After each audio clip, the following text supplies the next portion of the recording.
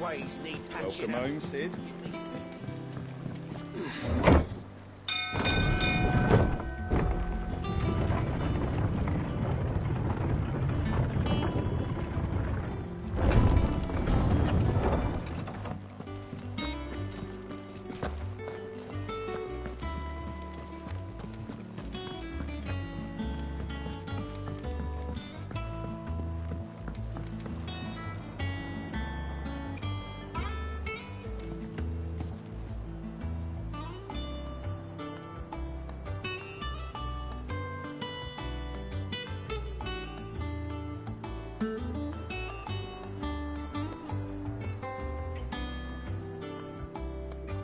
We're seeing troops amassing at every border crossing. Well, no surprises. Clive, you're back. I am. And with glad tidings for once. Hugo Kupka is no more. Well, I'll be. All of our comrades who lost their lives back at Sid's place be smiling down at you right now. We had a stolus from Lubor saying Drake's fang had fallen. I expect that was your doing as well, was it? It's a long story. One for the history books, I'll bet. Welcome home, Clive. It's good to be back. You look better. I feel it. Which means I'm coming on your next little adventure. You're not leaving me behind again. Wouldn't dream of it. Otto, any word on the Royalist movement since I've been away? Shouldn't you be putting your feet up? If you really want to know, go and have a word with Vivian. Thank you. I will.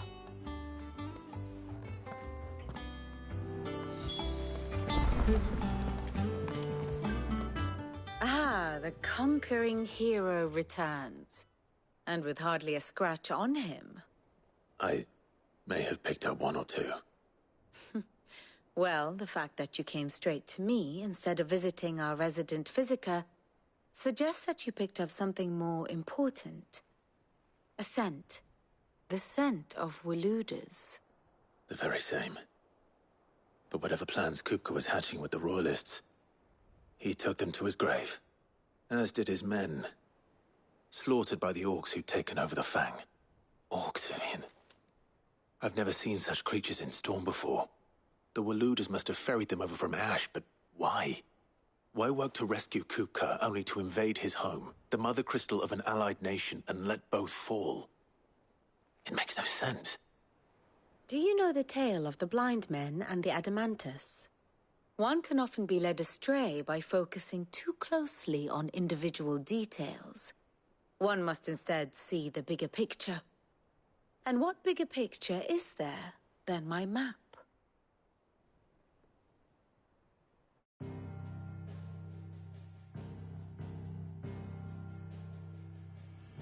The Kingdom of Waloed claims dominion over all of Ash.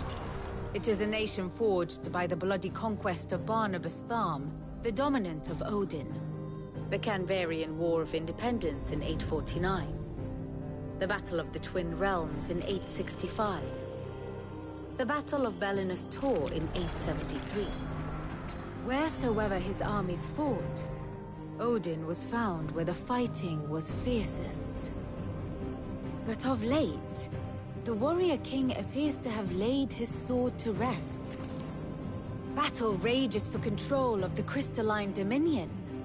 Yet Tharm sends not a single ship in support of his Dhalmekian allies. Meanwhile, the Blight ravages great swathes of Ash. Yet warlike Waloed shows not the faintest interest in laying claim to untouched lands. So why go to the trouble of sending an army of orcs into the heart of Drake's Fang, only to make no attempt to claim the Mother Crystal for Waloed? It can hardly be for lack of men. Tharm's armies rival any in the Twins. No. We have not seen the last of the Waluda standard. Odin will ride again, It is but a question of when. And on that day, who will be trampled underfoot?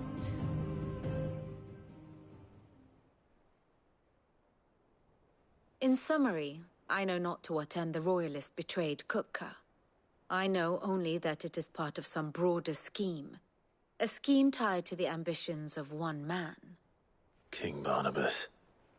But there is no need to wallow in confusion. If one is to cure a sickness, one must first identify the symptoms. And your Lord Uncle has volunteered to do just that by keeping an eye on the Royalists' movements. He's really throwing himself into this. Indeed he is. Which means all that remains for us to do is await his reports. Well, not quite all in your case. The people of the Hideaway must hear the news. Justice has been done. Hugo Kupka is dead. The wounds he left that night are still raw. Especially for those who lived with Sid the longest. Tell them that those wounds might finally begin to heal. Consider it the price of today's instruction. I've never known you to be sentimental. What can I say? I am only human. And we are, all of us, sentimental animals at heart. I suppose we are. Very well. I'll go and spread the word.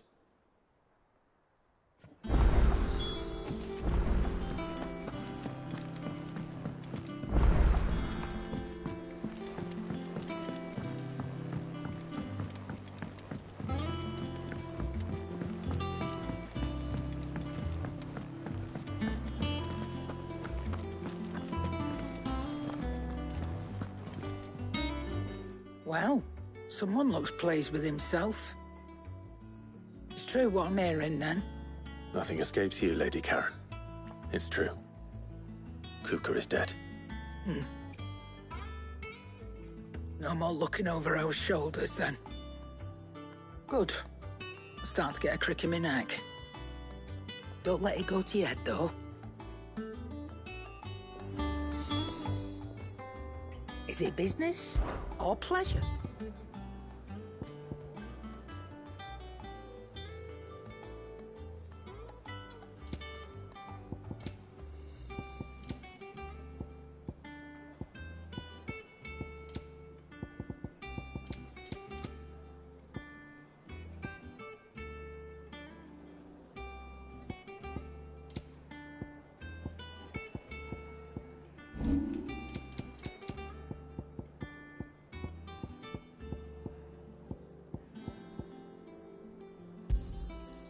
I reckon I can find a buyer. I'll be thankful you got that much. I reckon I can find a buyer.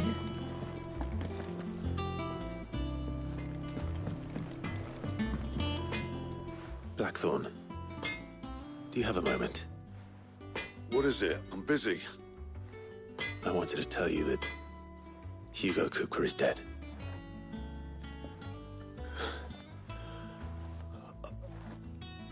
I can't tell you how long I've been waiting to hear those words. This is it then. A new beginning under a new Sid. I'll try to live up to the name.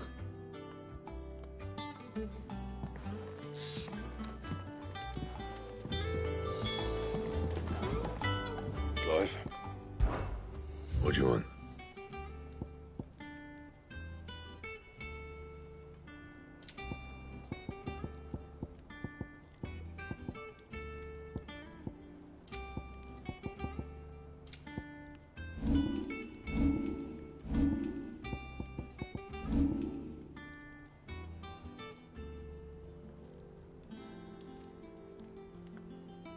Anything else?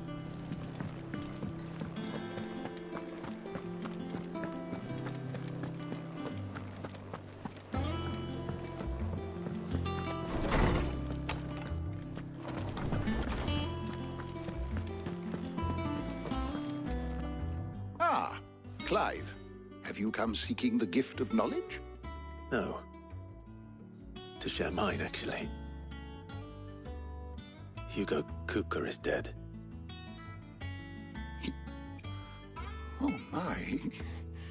Can it really be true? Look, he's crying. He is. The big baby.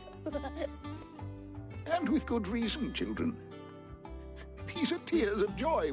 We must offer up a prayer to your parents that the heavens might weep with us. There shall be no lessons today, only thanksgiving and merrymaking. Go, put away your things. All right. Brilliant.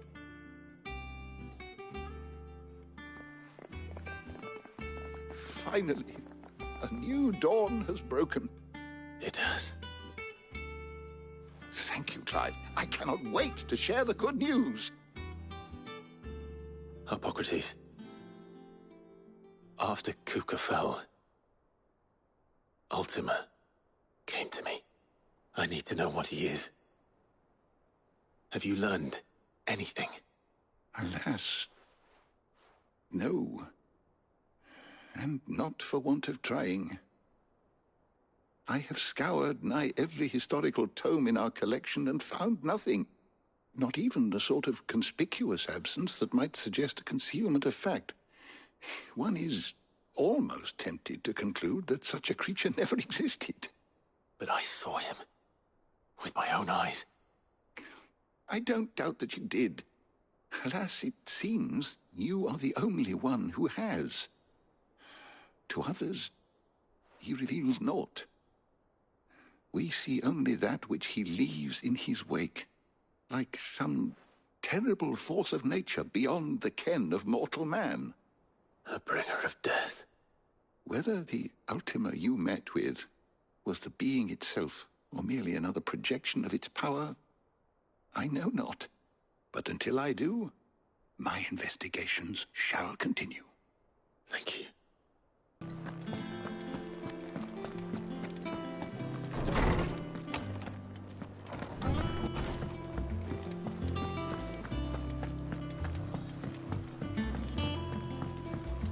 I'm telling you, it's true. I heard it from Otto's own lips.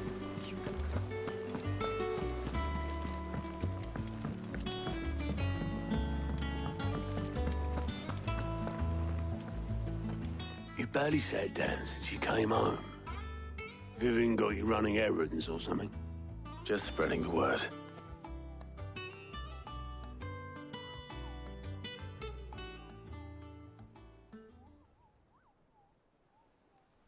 So, the Professor's got a soft side, has she? I'd never have guessed. No. She was right, though. Everyone was glad to hear the news. Ah, but you ain't told everyone.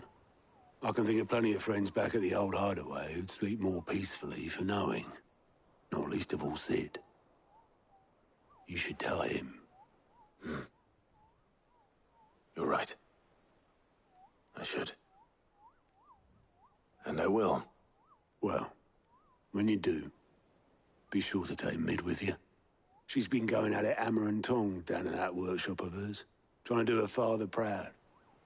I can't remember the last time she visited the old sod's grave. Very well. I'll suggest it.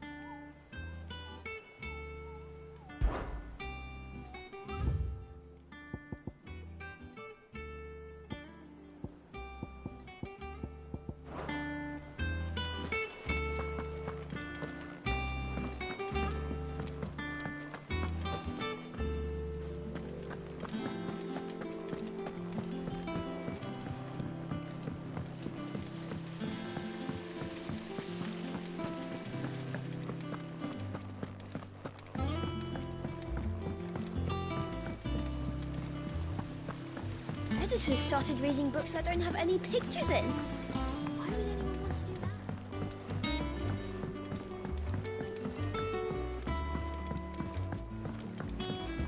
If I don't come up with something soon.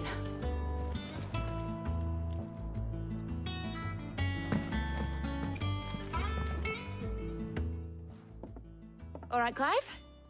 What do you want? I'm going to visit Sid, and I thought you might like to come with me. Sorry, I'm too busy for all that right now. I've got to get this thermal displacement stack sorted. Thermal... Displacement stack. Here. And this is for... Only the fastest, finest ship the world has ever seen. The Enterprise. Me and my dad designed it together. Where other vessels rely on the fickle winds to drive them through the water, ours is fitted with mithril engines. And those things have got more push than a behemoth in a bad mood, and more heat than all the hells put together. Which is where the stack comes in.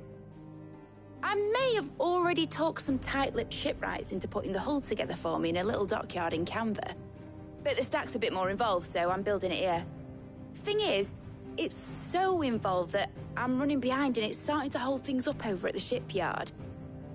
I'll come and see my dad, though, when I'm done. Whenever that is.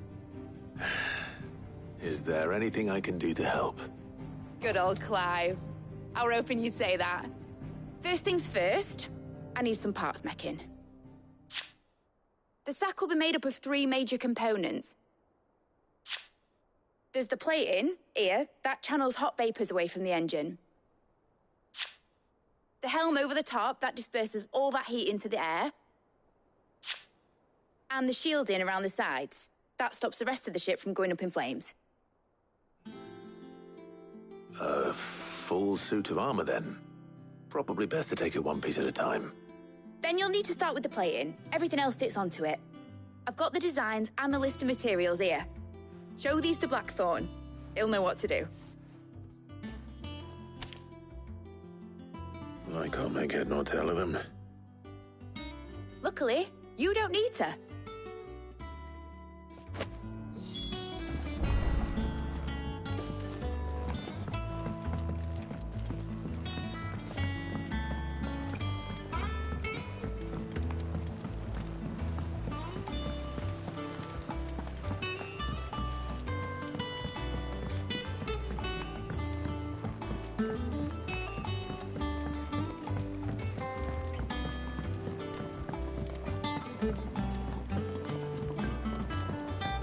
I went up to give some greens to the chocolate.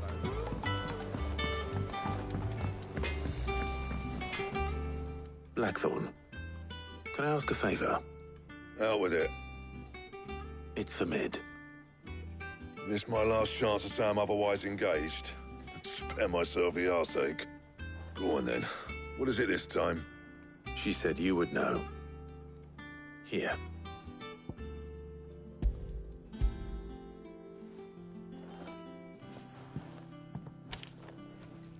Krieger's Tates. Well, I don't know what the hell you'd want this for, but I can make it. Won't be easy, though. And I'll need help. Get Gavin in here, will you? Right.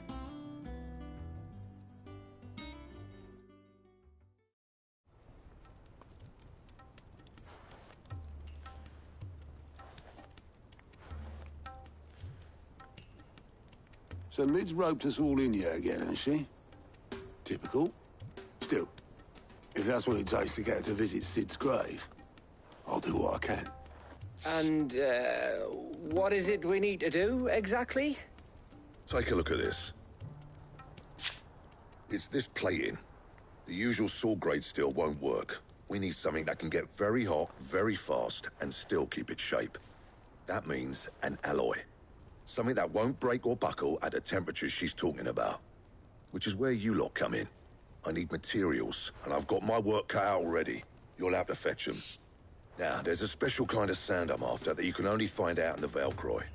Stardust, they call it. As for the rest of the stuff, my usual supply should have it in stock. It just needs buying and bringing back here. Well, we'll get it done quicker if we split up. One of us should probably give you an hand collecting the sand. And the other can go and get the rest from this supplier. Right then. Well, make your minds up who's going where, and we can get this over with.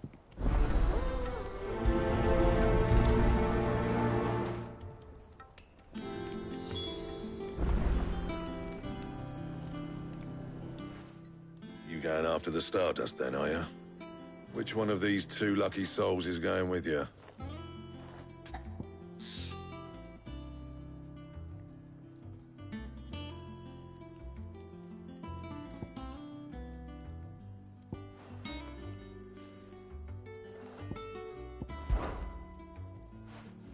Otto, you're with me. All right, then. Where do we find this Stardust, and how will we know it when we see it? There's a river that runs through the southern reaches of the Velcroy. It's the black sand that washes up on its banks that you're after. And I'm guessing you'll be needing sackloads of the stuff. Might be worth hiring porters at the Dalimil Inn. I'll head down there. See about finding us a wagon. All right. I'll meet you by the river. Yous two take care, eh? I'll go and see the supplier. Just don't let the bastard fleece you, eh? He wouldn't do that. He's Blackthorn's mate. Isn't he? Best of luck.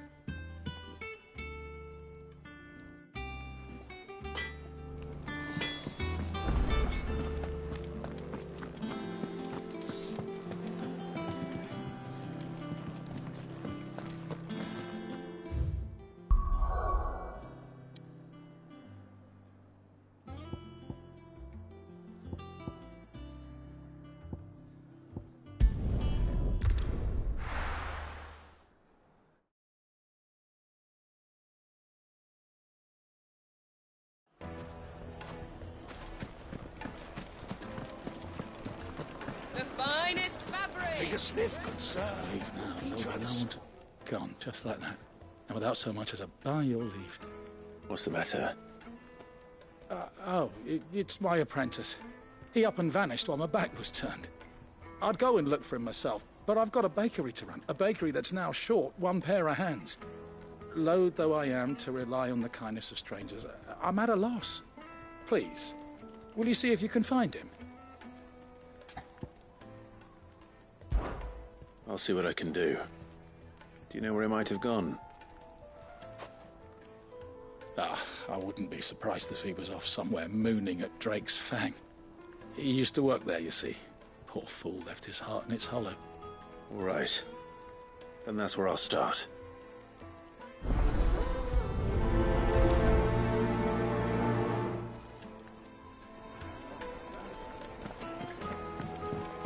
Oh, where did all the men of the rock go? Made from the stoutest stoneware.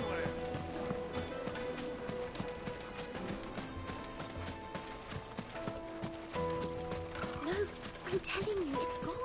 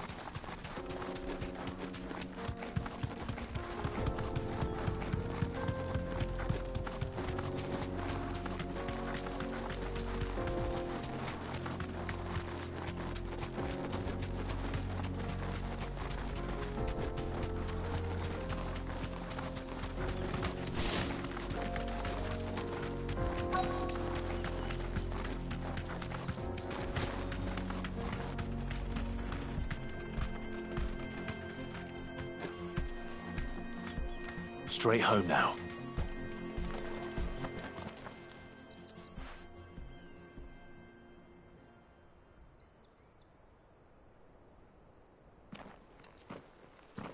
Excuse me. What do you want? The baker sent me to find you. I am a sorry, selfish sod, aren't I? Certainly not a baker. Master must have ruled the day he took me in. Time was the sight of the Fang used to calm my nerves. But now look at her. I take it you miss the Mother Crystal. I hated her, but she was all I knew. Worked her mines for years. And when she shattered, part of me shattered with her. I had to trade my pickaxe for a rolling pin, but I'm no good at baking. Every loaf I touch collapses. My bread's as hollow as I am. She was the only thing that could fill the hole inside me. Oh, I loved her, damn it. But now she's gone. She's never coming back. What am I supposed to do? I ask her. How does a shell of a man learn to live again? Try to remember the good times. Do that, and the Mother Crystal will be with you no matter where you are. Even in the bakery. What a fool I've been.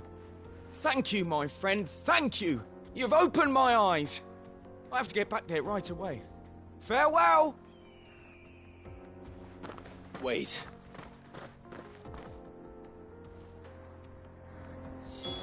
Suppose you won't be needing an escort then. Ready, girl? Faster!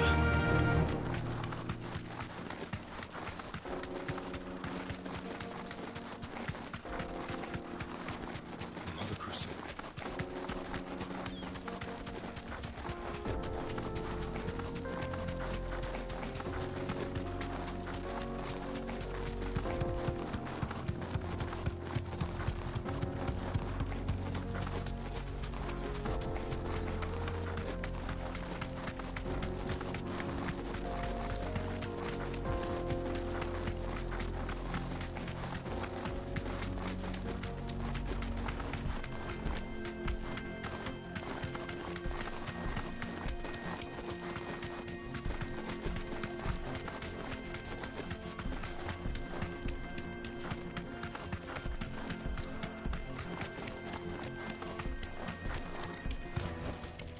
No need to ride from here. No, I'm telling you, it's gone.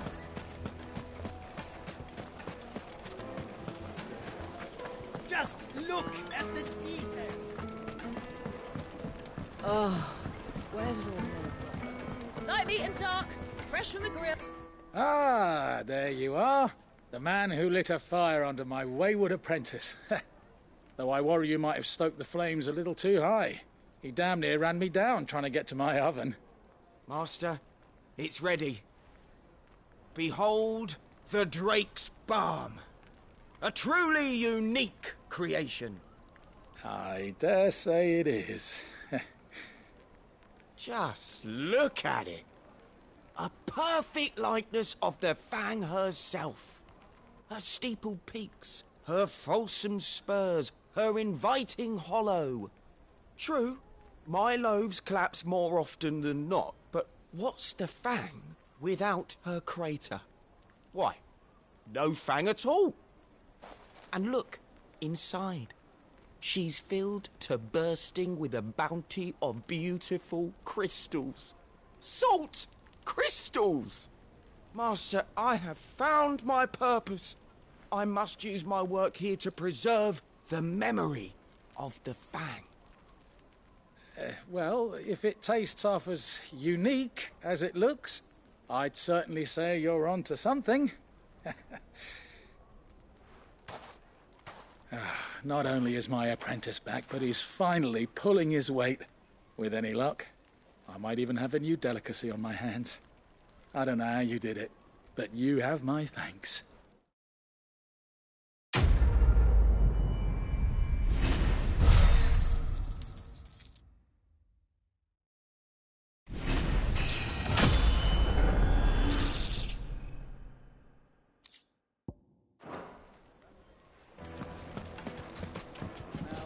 Sam, I know you're keen, but do you have to use the good salt? Yes, they're quite sort.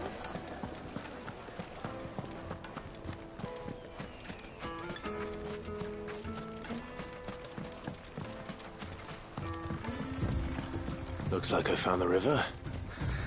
Now where's Otto?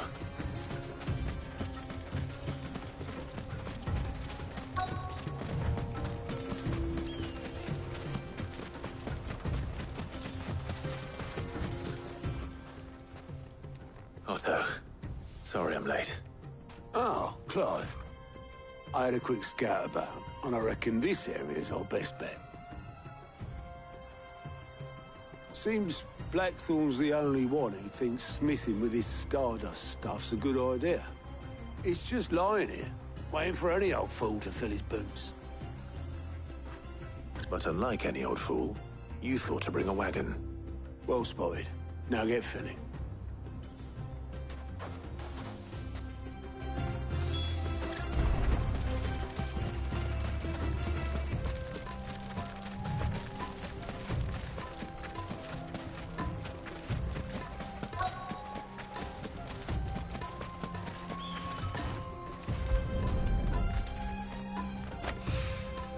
So this is Stardust. It just looks like black sand to me.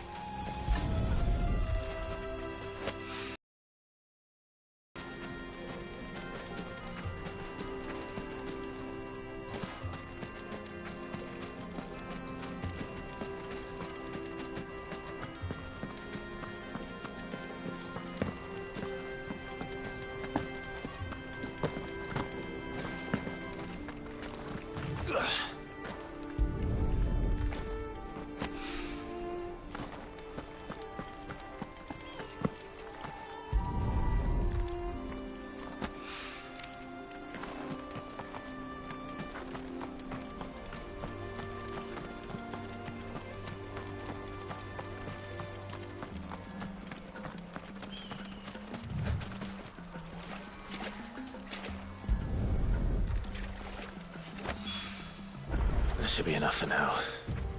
Let's see how Otto's getting on.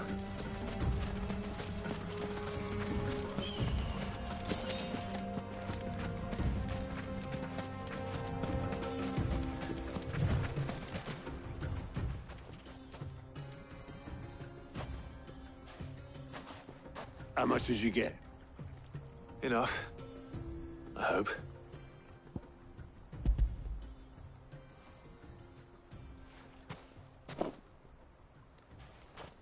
More than me. Put it all together and I can't see Blackthorn complaining. Much. Here, Clive. Do you fancy a walk?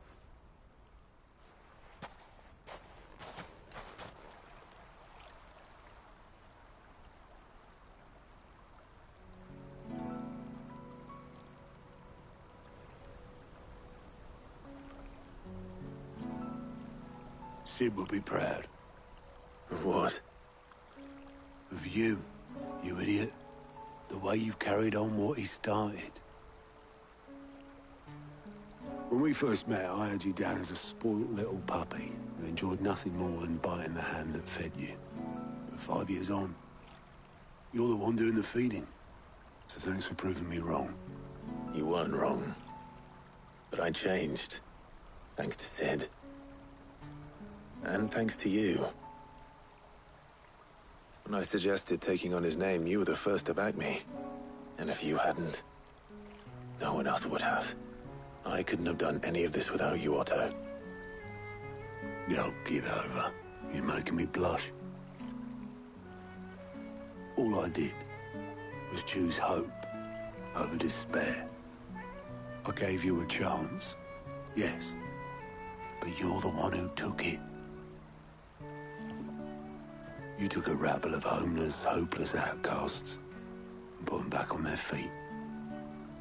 Gave them something worth fighting for, just like the old Sid did.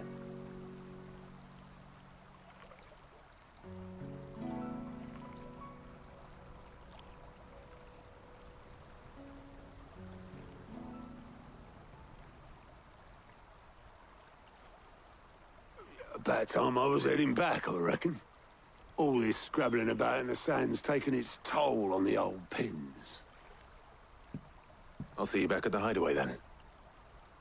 You can take a well-earned rest when you get there. Oh, I plan to. Believe you me. But I'll make sure Blackthorn gets his precious black sand before I put my feet up. He'll only moan otherwise.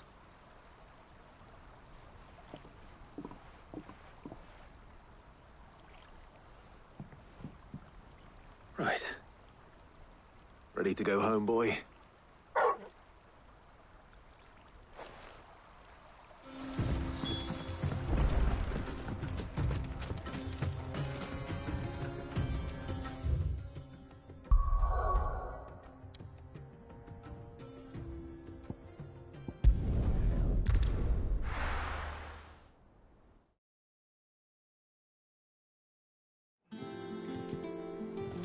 Let's hope this is all Blackthorn needs.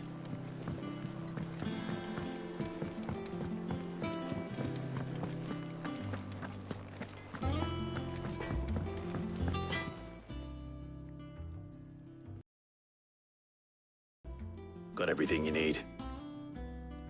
Yeah. Yeah, I do. Cheers for the Stardust. Should be enough to be getting on with. Nice to get out and about for once. Let's do it again sometime, eh? I'll make a start on putting this thermal plating together then. It will take some time, mind. So if you've got other things to be getting on with, I could do without you breathing down my neck. Thank you, Blackthorn. I'll let Mid know construction's underway.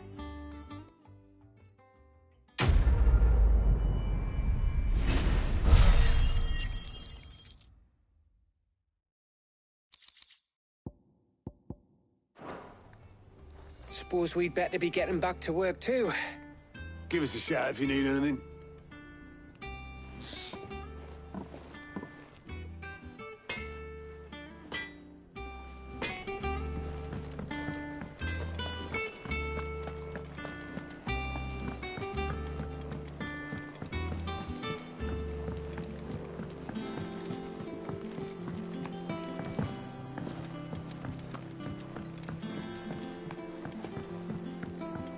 We're seeing troops amassing at every border crossing. No surprises there. Oh, I wasn't expecting you back so soon. Here you are. All done?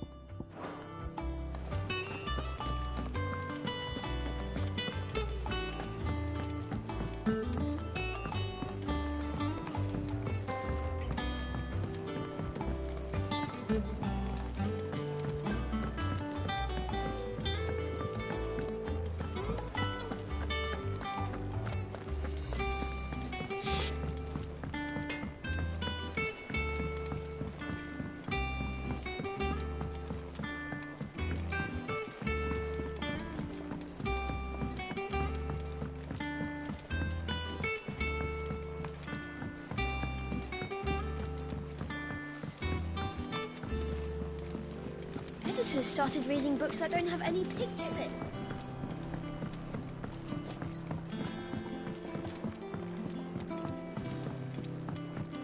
If I don't come up with something soon... You'll be pleased to hear that Blackthorn's started work on the plating. Excellent. 1 down, 2 to go. So, what's next? The helm, of course. For this, we'll be repurposing fallen scrap. Salvage from the ruins? I thought that material was all but impossible to work. Ah, but we don't have to. I'm sorry.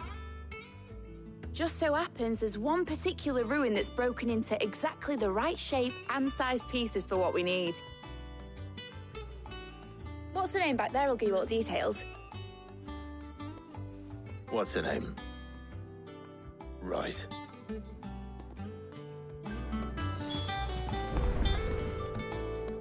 Oh, Sid, is this about the helm? Yes. Mid said I should speak with you. I'll show you the plans then. Here you see the mithril engine, in which mithril is burned to generate heat. That heat is then harnessed to produce motive force. Excess heat is dealt with by means of the thermal displacement stack, which disperses it into the surrounding air. Now, were we to rely on thermal plating alone to achieve this effect, the rate of excess heat buildup would far exceed the displacement coefficient of the plating. In other words, the reactor would overheat and eventually explode. This is where the helm comes in. It connects to the plating, you see, and so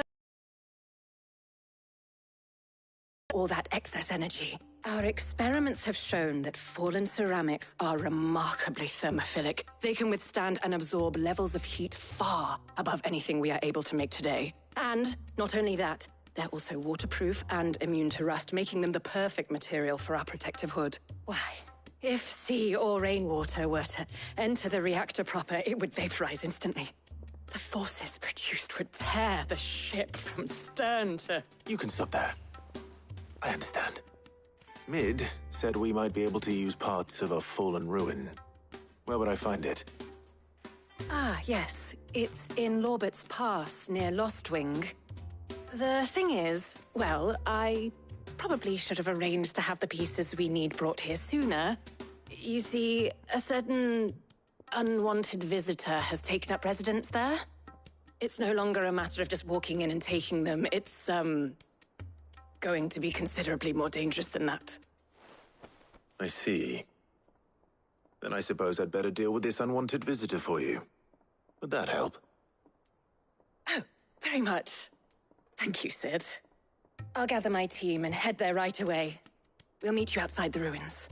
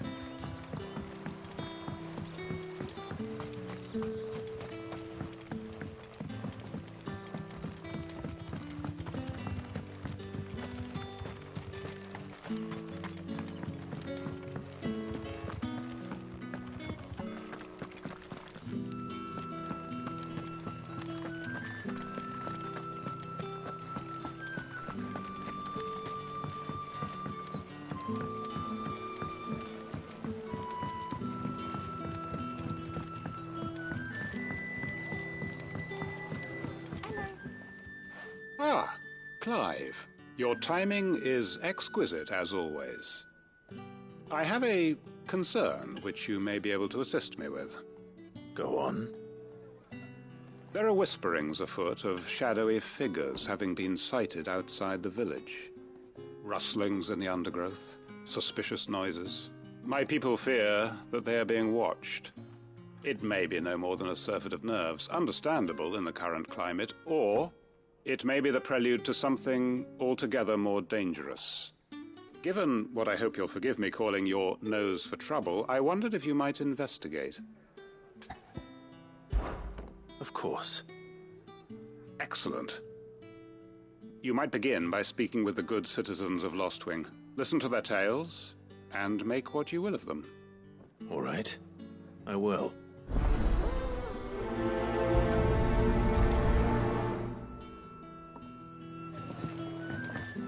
Right. Let's see what the people of the village have to say. I'd better find out if this is just nerves, or something we need to take more seriously.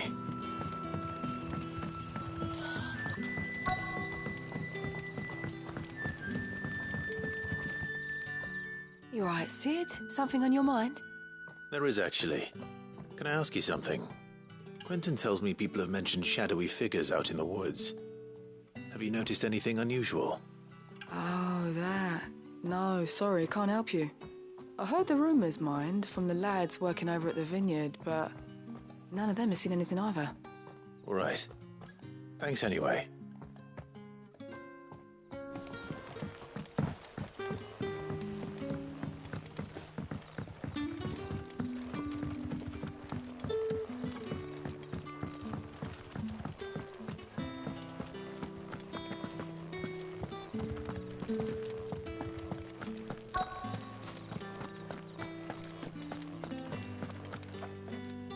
Do you have a moment?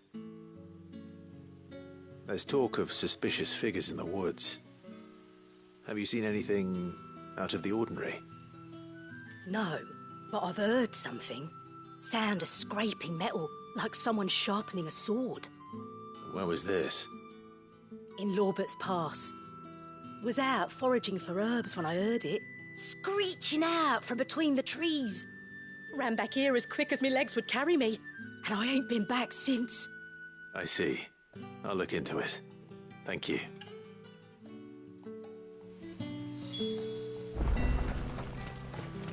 Seems Lorbert's Pass is our best bet then.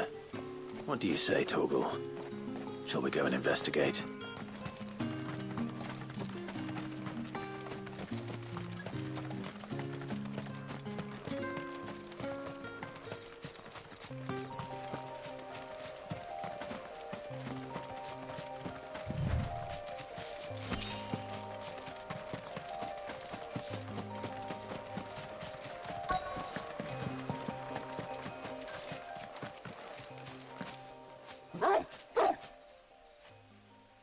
You there. Fuck! He's seen us. Get them before they escape! Black Shield. Here. What the hell are you doing here? What is it to you? Not that we give a damn. All that matters to us is that you don't leave here alive.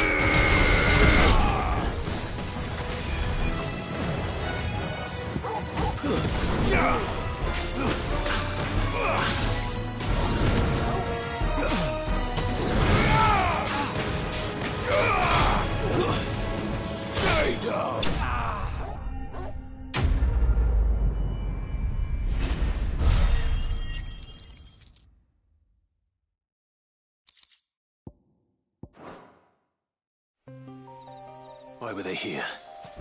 Were they planning an attack on Lostwing? I need to warn Quentin.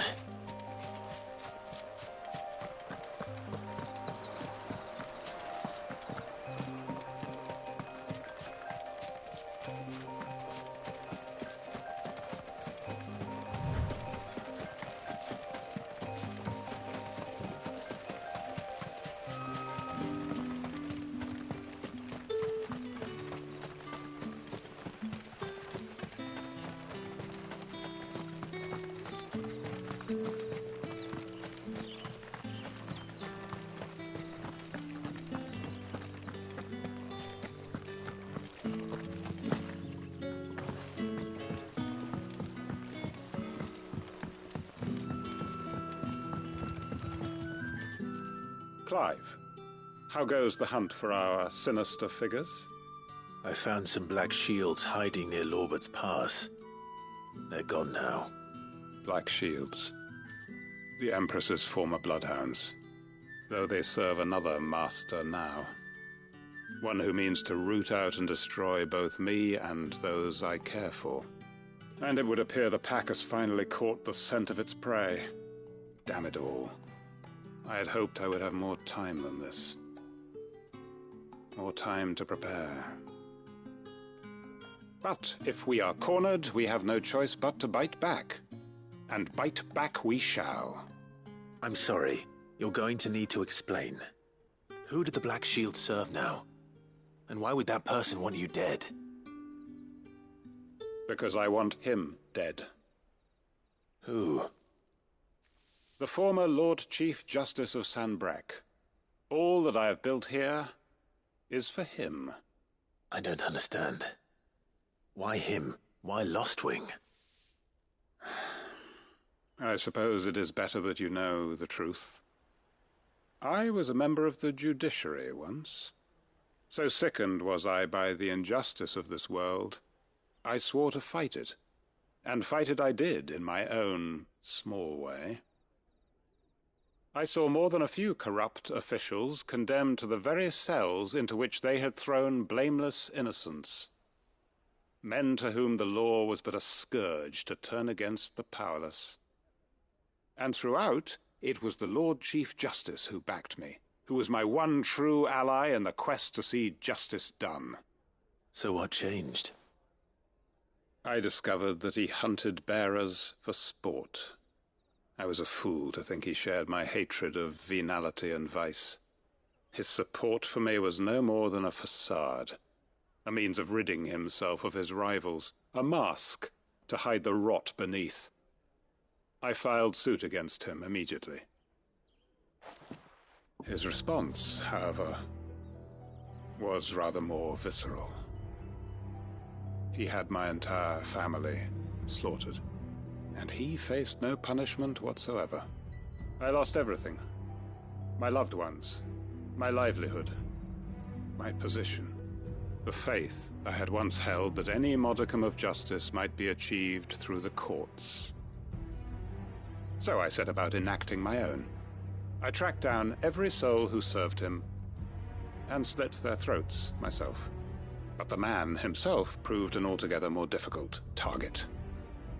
With money and power come protection. And so I saw that I would need an army of my own. I came here to Lostwing and began recruiting like-minded individuals. And everyone here knows this is why you do what you do. Of course. They too have lost loved ones to the bearer hunts. Seen faultless friends sent to the gallows to spare the guilty. All under the watchful eye of the Lord Chief Justice. Our wounds are the same.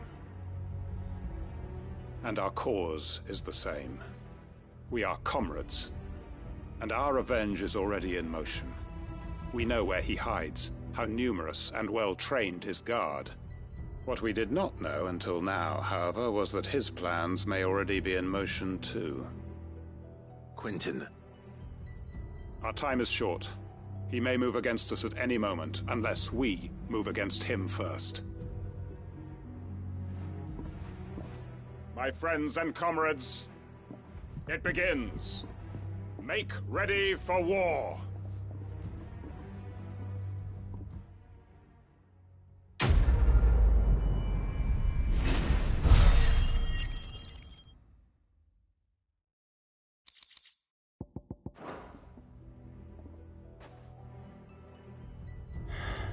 I'm not going to change his mind.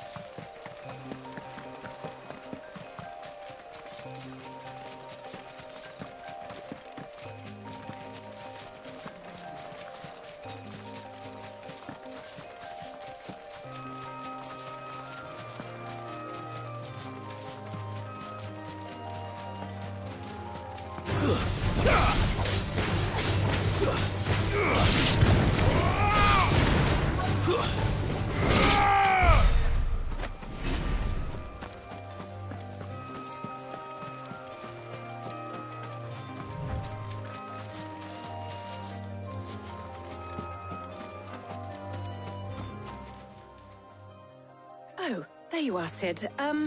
Thanks so much for coming. The, ruins are just over there, as is the creature I told you about, I'd imagine. Would you mind? Of course. I'll be right back.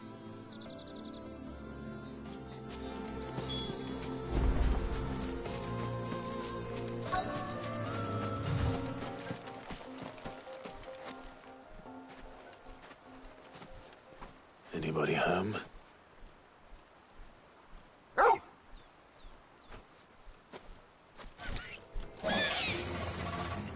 This must be our unwanted visitor. Time to go.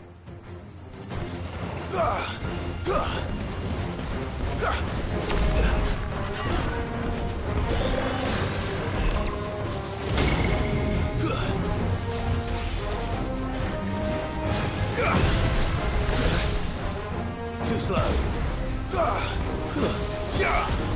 Nice try. Kill!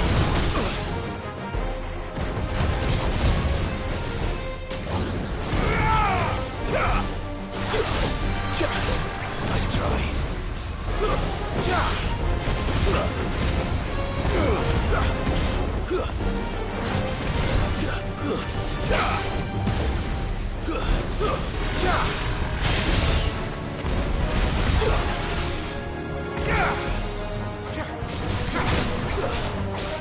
To me, Flames!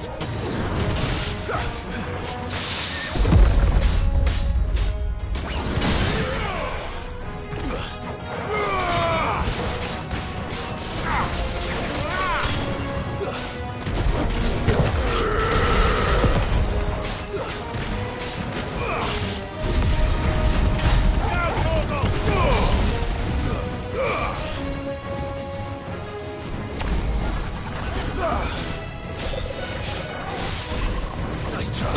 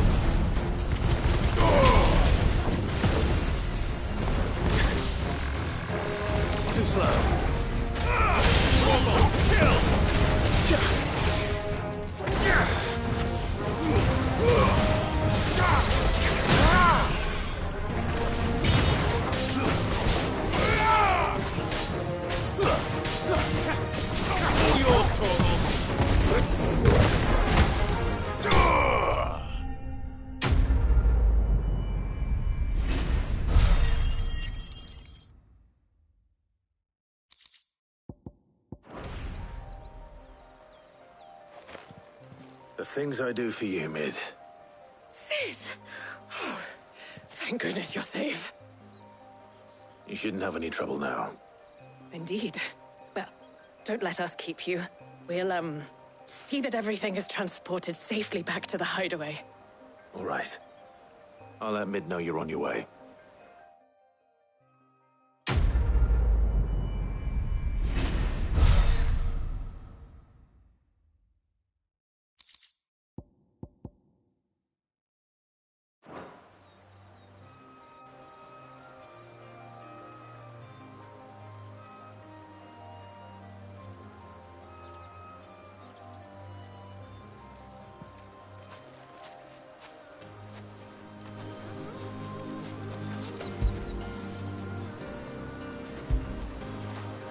After it.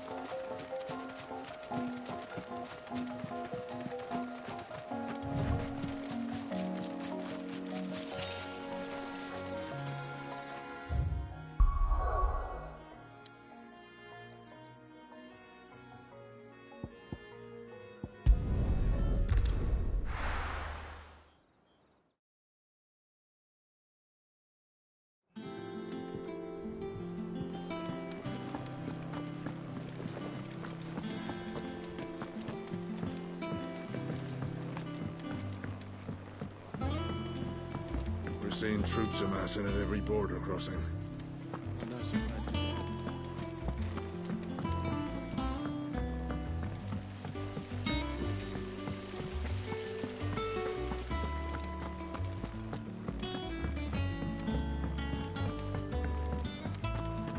Think Mid might need some help tidying up. If I don't come up with something soon. Mid. Helena has recovered the material for the helm. She'll be along shortly. Excellent. Another job well done. And just one remaining. Right. Right, the shielding. This one's a bit of a bugger. How so? The plating's enough to stop the engines going pop, but those things will still be spitting out enough fire to set the rest of the ship ablaze. Which is why you need proper shielding. A prison for the dragon's breath that's blazing away inside. I thought a triple thick layer of tempered steel might do it. Or more of the stuff that the Fallen use, but they'd both be too heavy. The helm and the plating are bulky enough as it is. Add any more weight and the whole ship would be at the bottom of the briny before we'd even started. I need something light. But I've racked my brains and I just can't think what would do it. Well, if I were in need of obscure knowledge, I know whose counsel I would seek. Harpocrates. Tomes? Yeah, well, I'd thought of that, obviously. I've got all the details written down here. Can you take this to him, see what he makes of it? Right away.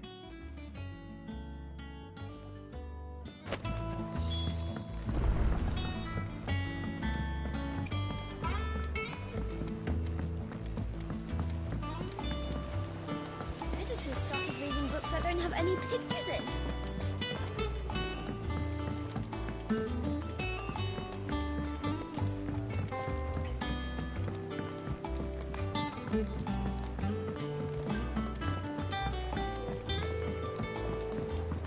I went up to give some praise to the troll.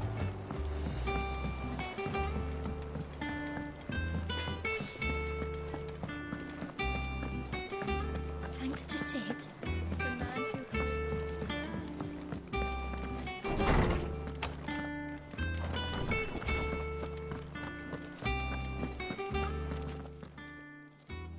Harpocrates, do you have a moment? For you, Clive, always. Well, actually, it's for Mid this time. Could you take a look at this?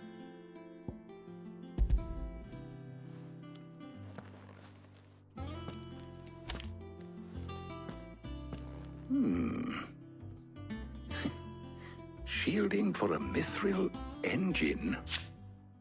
Whatever will that girl think of next? What are these notes around the edges? She has some specific requirements for the materials. The shielding needs to be able to resist extreme heat on the inside, and yet remain cool enough on the outside not to set the ship alight, while also being light enough not to sink it. As you can imagine, she's struggling to find anything that meets her needs. I see. I wondered if you might know of a solution, or if you might be able to search the records for one. Perhaps it is not a different material she requires, but a different approach. What do you mean? Consider the lake we have made our home. Its blighted waters eat away far more quickly than fresh water or even brine, at timber and steel alike. And yet, we have made a home here from those very materials nonetheless. We have. But Bardolph must varnish every board twice over to keep it from rotting. And Obelisk complains that without a constant supply of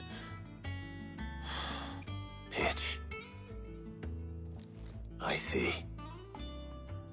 Early Gregorian histories speak of a preparation known as moondew. It is said to be able to resist even the most ferocious flames.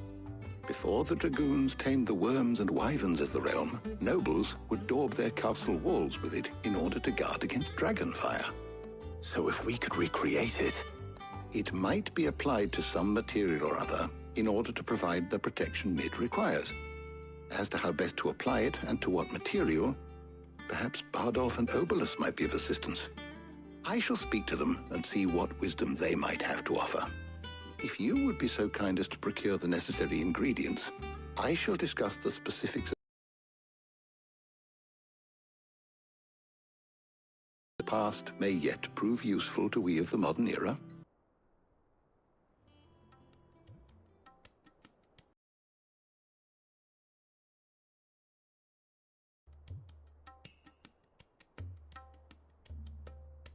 So you need a hand, do you? We do. I'll be heading to market for the ingredients we need. I could do with some help.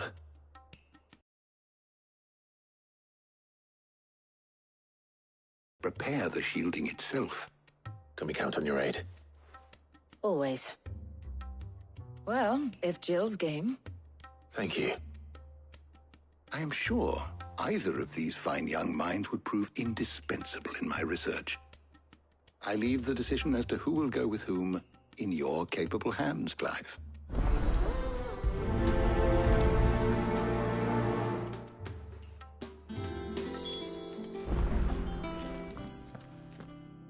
So, Clive, have you made your decision? Who will accompany you on your little excursion? All right. So, what are we fetching? I have taken the liberty of preparing a list. Here.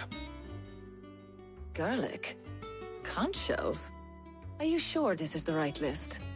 Looks like the ingredients for someone's supper. Though these items may seem mundane, they have potent effects that are rarely exploited, effects for which they were once highly prized. So much so, in fact, that they were harvested almost to extinction, hence moondews having fallen from favor. Now, of course, they can be obtained with ease. You should be able to find everything you need at the market in Northreach. Well, isn't that convenient? I was hoping to be able to make a trip over that way sometime soon. Need to speak to an old acquaintance. I'll meet you there. All right. Stay safe. See you later, Clive. Good luck with your research.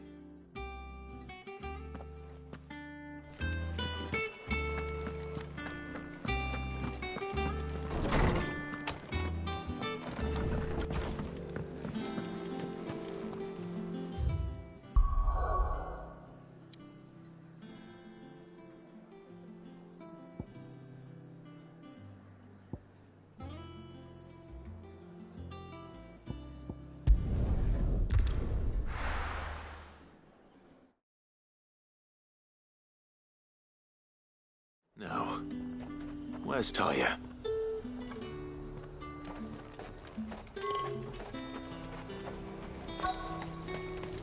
Leave them pilchards nice and chilled. Need to stock up on I won't these. have use. There you are, Talia.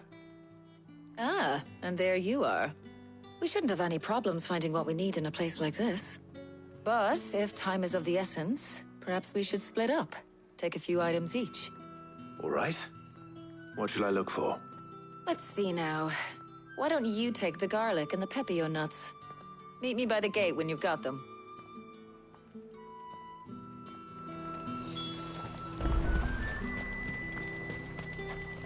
Do you see anything you like?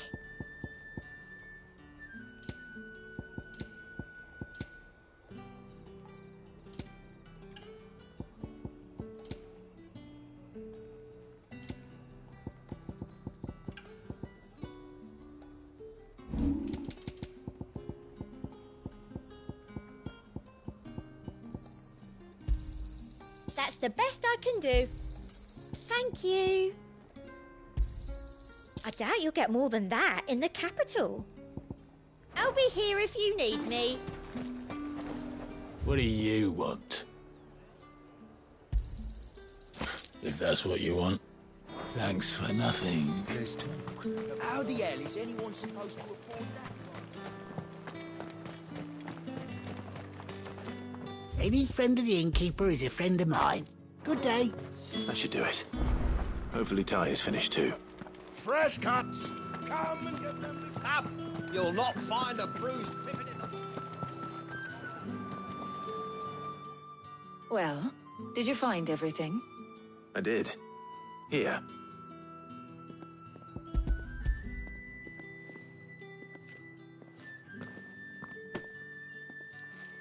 Garlic and pepio nuts. Job done. We should get this back to Tomes then. He'll be waiting.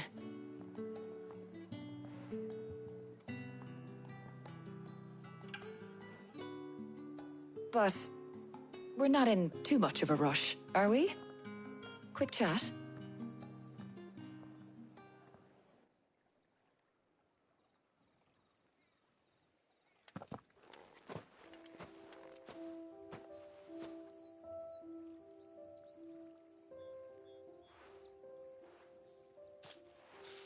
Do you know, I think this is the very first time we've been out on an errand together. I think you might be right. In all the years since you and that scowl of yours first appeared, you haven't invited me out once. For shame. Well, it seemed long overdue. And you did say you had some shopping to do. I was hoping to restock my supplies of herbs and liniment, yes. You and Jill alone burned through them like wildfire. No luck, though. My usual supplier's not here, and I refuse to pay the prices these gougers charge. I'll ask Karen when we get back. What is it? Oh, just memories. I came here with Sid once, shopping for supplies, just like today. And just like today, I came away empty-handed. Sid even said he'd speak to Karen for me when we got back. Has it really been 5 years? I remember it as if it was yesterday. Hold on. Does that mean it's been 5 years since we met? Feels a lot longer. It does. In a good way, of course. Thank you, Tyre. For what? For everything. I just want you to know that all you've done for us, all you still do, it's appreciated. Do you think I'd stick around if I thought it wasn't? But in the spirit of sharing and caring, you're appreciated too, by all of us.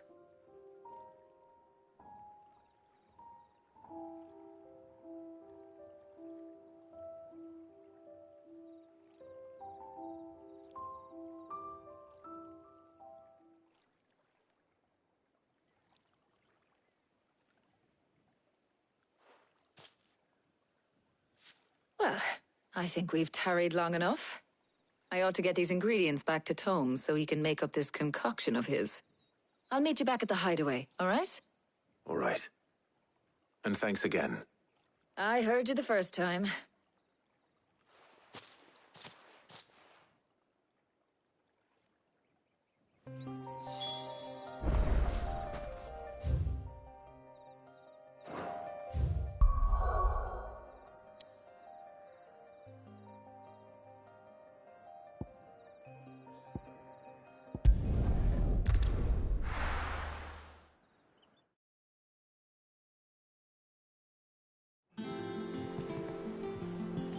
I wonder how Hippocrates is getting on with the moon dew.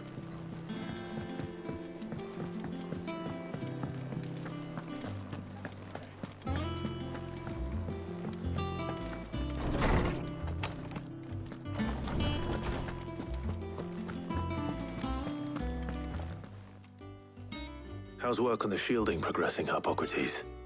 Well, very well indeed. And thanks in no small part to your kind assistance. I was just explaining to Tarja how we might best go about preparing the moon dew.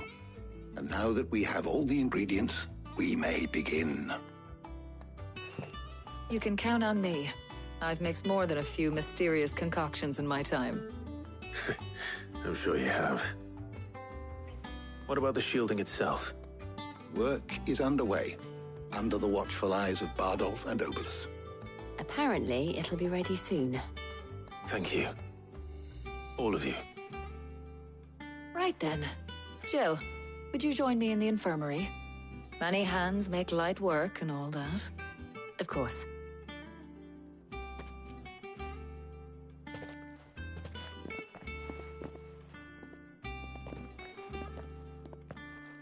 Oh, and Clive. It was good to talk. We should do it again sometime. It appears our work here is almost at an end. A shame. I was enjoying playing the man of action for once. When both the shielding and the moon dew are ready, it will merely be a matter of applying the one to the other. Followed by a rigorous process of testing and retesting, of course. Perhaps someone ought to warn young Mid of that. Leave it to me. Thank you, Hippocrates.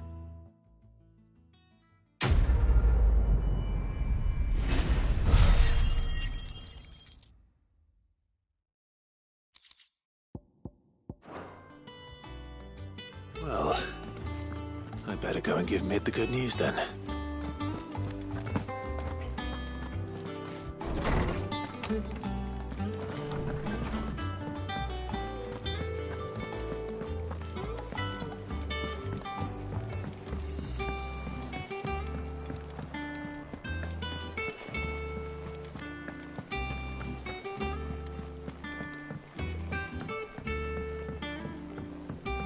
We're seeing troops amassing at every border crossing.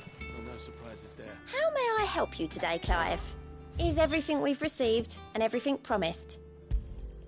Here you are. Best of luck out there, Sid.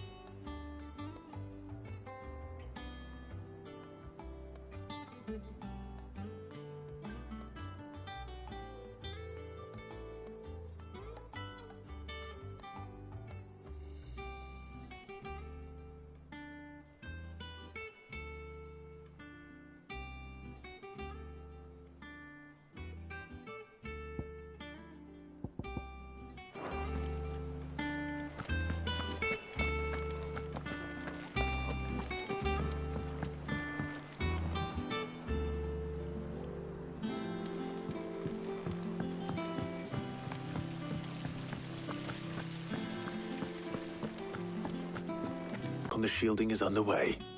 You found something for it?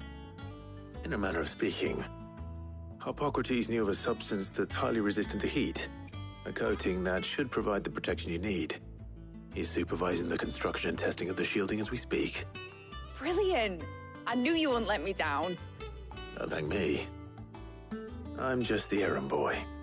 Right then, better start working out how to bolt all these bits together. To the Black Hammer!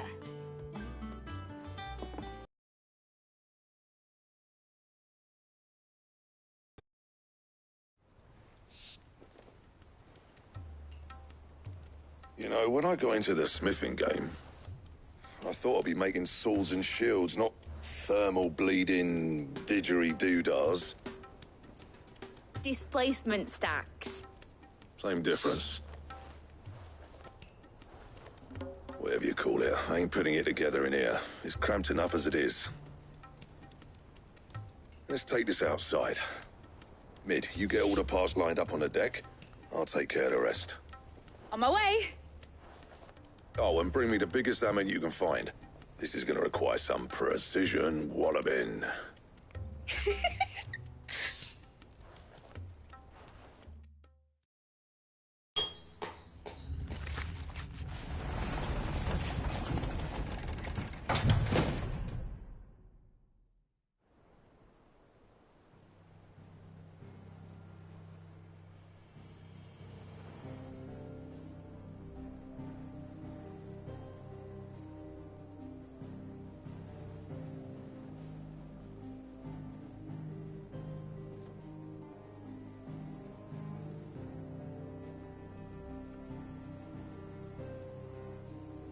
It's finished! It's finally finished!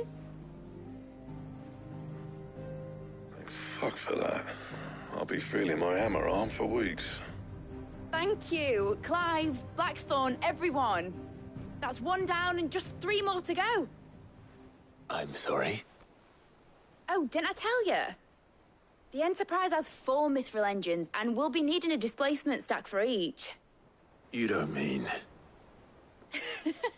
Don't worry. Now they've got a finished one to work off, my gang in Canva can build the rest. Good luck to them, I say. Right, I'm off to get a sling for this elbow.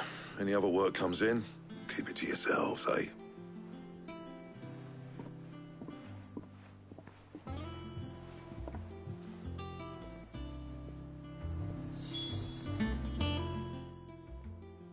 What's the matter? Nothing. Just daydreaming. Thinking about the Enterprise sailing off over the horizon to shores unknown. Searching for a land untouched by the Blight. Just like me and my dad planned. So if the worst came to the worst and every scrap of soil in the Twins turned black, we might still have a chance. That's what she was meant to be. You see, one last chance just in case we needed it. But now she's so close to being finished, I've realized I don't want her to be that. I don't want her to be just a lifeboat for us to cling to if things get desperate. I want people to sail aboard her by choice, not from the lack of it. In a world where we're not just trying to survive, but where we can actually live. I'm working on that. And I'll do everything I can to get you what you want. Don't you always? All right. My mind's made up. As soon as the Enterprise is fit to sail, I'm putting her under your command. Sod our plans, I'm trusting in yours. Are you sure about this? Something tells me it's what my dad would have wanted. He'd be proud of you. You were gonna visit his grave, weren't you? I was. And you can come too, now that your little project is finished. Right. There's just one thing I need to finish up first. Won't be a mo. All right. I'll let Otto know you're coming. Meet us in the mess when you're ready. Aye, aye, Captain.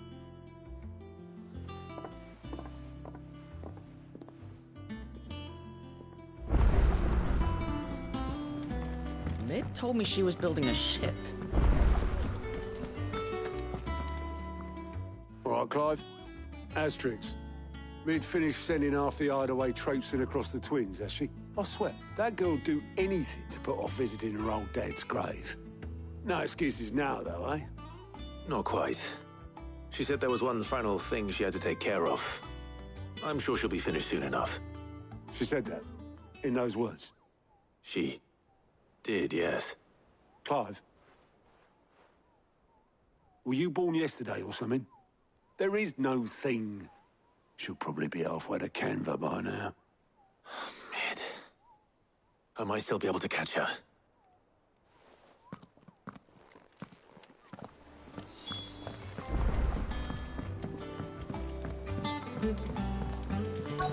Is that the thing Toes helped?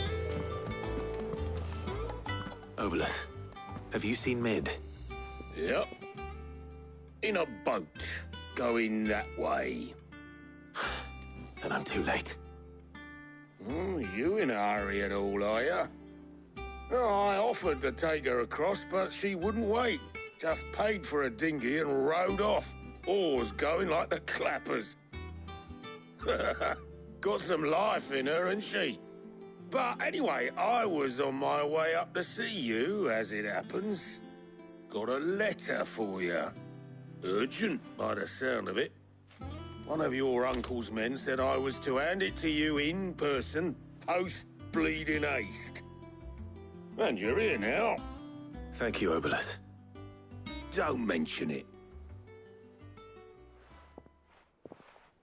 What tidings, Uncle?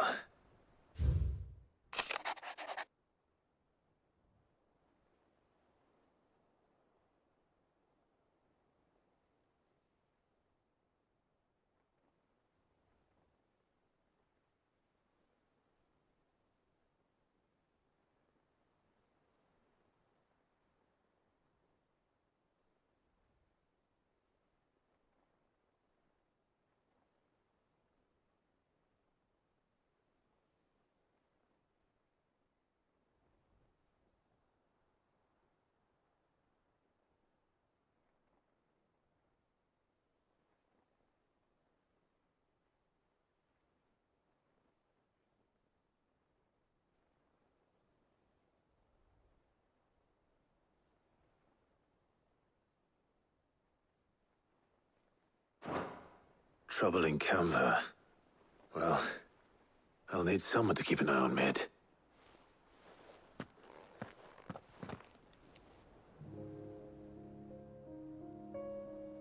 So what? Mid got us to do all the dirty work and then just sailed off into the sunset? It, seems that way.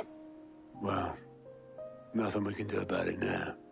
But next time you plan on visiting Sid, you might want to tie her to something before you suggest it. Ah, don't be so hard on her. Gotta admit, the dirty work was kind of fun. Everyone pitching in and all that bollocks. Just like when we built this place. You're right. Anyway, we all set to head to the old hideaway. I could do with getting to Canva pretty sharpish. Wouldn't do to keep Lord Rosfield of the Seven High Houses waiting now, would it? Not after he asked for me personally. Gav will be leaving with me. Will you mind the place while we're gone?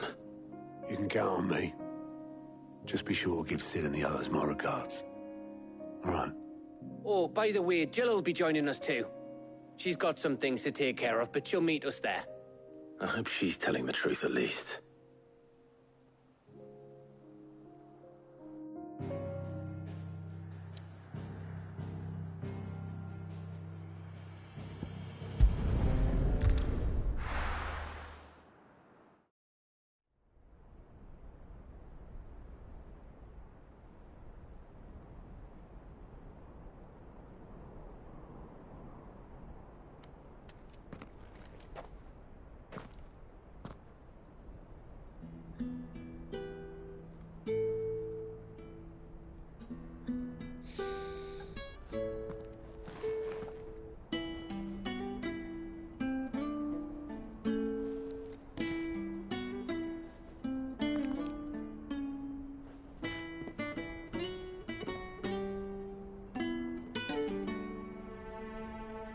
Well, Sid,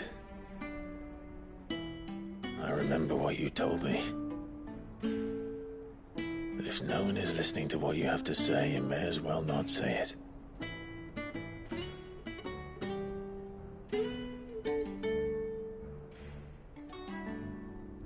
But I will say this, old friend. Hugo Kuka is gone. His shadow looms over us no longer. It's a pity the Phoenix can't be in two places at once. If he'd have been with us, maybe he could have done something for the lost. Not even the Phoenix can bring people back from the dead. Life has a beginning and an end. So we must live while we have the chance. Not as slaves to the crystals, but as free men. May we join you?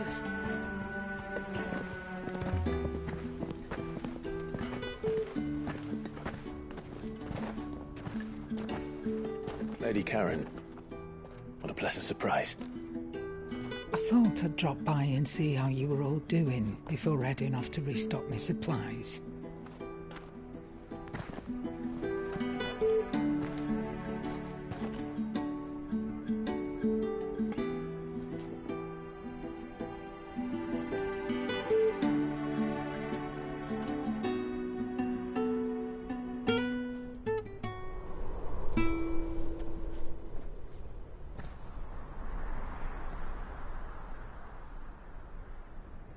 It wasn't the most scenic view back then, but it were never as bad as this. I know. The blight marches on. And soon, there will be no escaping sights like these.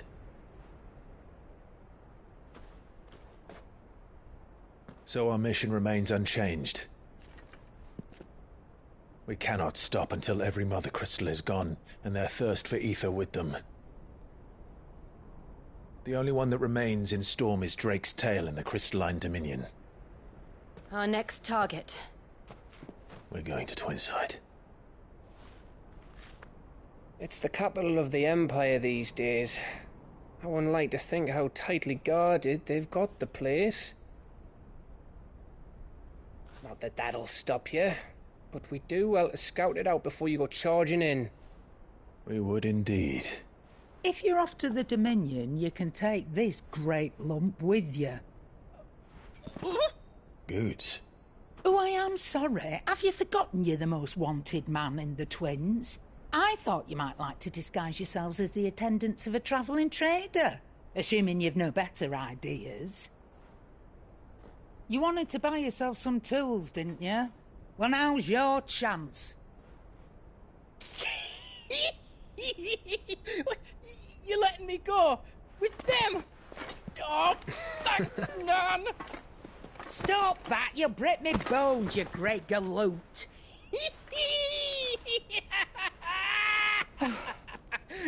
There's a caravan that runs back and forth between the Dominion and the Bocklad markets. It's managed by the Merchants Guild. Just show them Goots' traders pass and you'll be on your way. It'll be a damn sight less risky than footing it the length of the Crystal Road. That's for sure. Thank you, Karen. And glad to have you with us, Goots. Okay then. I'll get me things and I'll meet yous there. See yous down in Bocklad. Get off! Me poor fingers! Jill, you're with me. Understood. And Gav? Already on my way, Captain. Be careful. Aren't I always?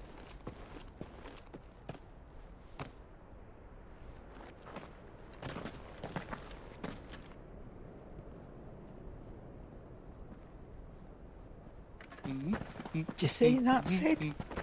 Your protege's making a proper little outlaw of himself.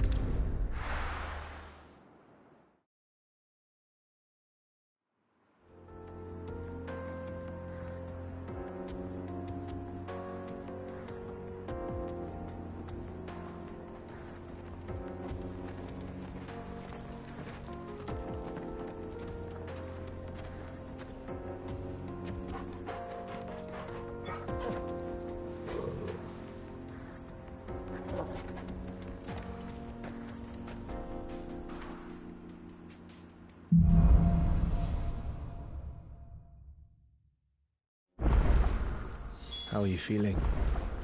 Better. Thanks to Taya. I'm glad to hear it. And Torgal helped too. Didn't you, boy?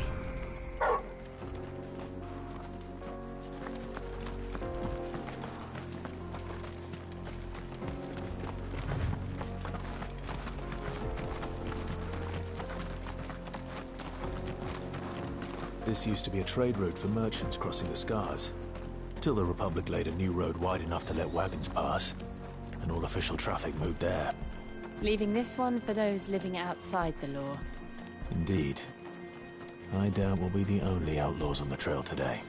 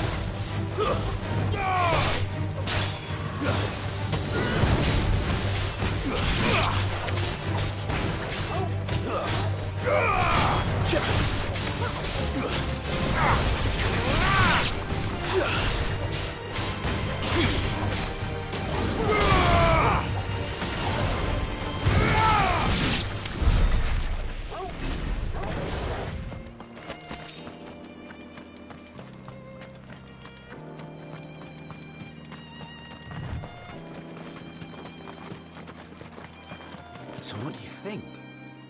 Really? It's as bad as that? Oh, aye. There's trouble up ahead. And too much of it for us to handle. I take it there's danger on the road. Oh, what about this fearsome-looking fellow. You think he'd be equal to the task? Oh, no doubt. Assuming he's willing to hear us out. Well met, friend. My brother and I have been tasked with finding a merchant's missing cart. You seen it by any chance? How does a merchant misplace his cart? Oh, the man's a coward. When he thought goblins might come a-snarling, he ran, leaving his livelihood abandoned in the pass. He sent the two of us to fetch it, but it's gone. Now, I'm not much of a thinker, but I know the work of thieves when I see it. My brother's right on all accounts. And by my estimation, the bastards are lying in wait just down the road. We may have seen our share of action, true, but we've not got the skill in arms to boldly brave an ambush. You, however, have the look of a man who needn't fear a band of backwater ruffians. What do you say? Will you help us out? Chances are they'll come for you either way. But if you promise to lend us a hand, at least you'll pocket a reward for your troubles. Well, if I'm going to have to deal with them anyway. You've clearly got a fine head on those broad shoulders. We're lucky you came along. Now, hoping to make a heavy purse in Bocklad, our merchant friend loaded his cart with as much as it would carry. Reckon he won't be forking over the rest of our fee if we don't find those goods. So, while you're seeing to those bandits, you keep your eyes open. All right. Just don't expect me to drag the cart out of there myself. No. You can leave the cart to us. You just put an end to those bandits and point us in the right direction. You do that, we'll take care of the rest.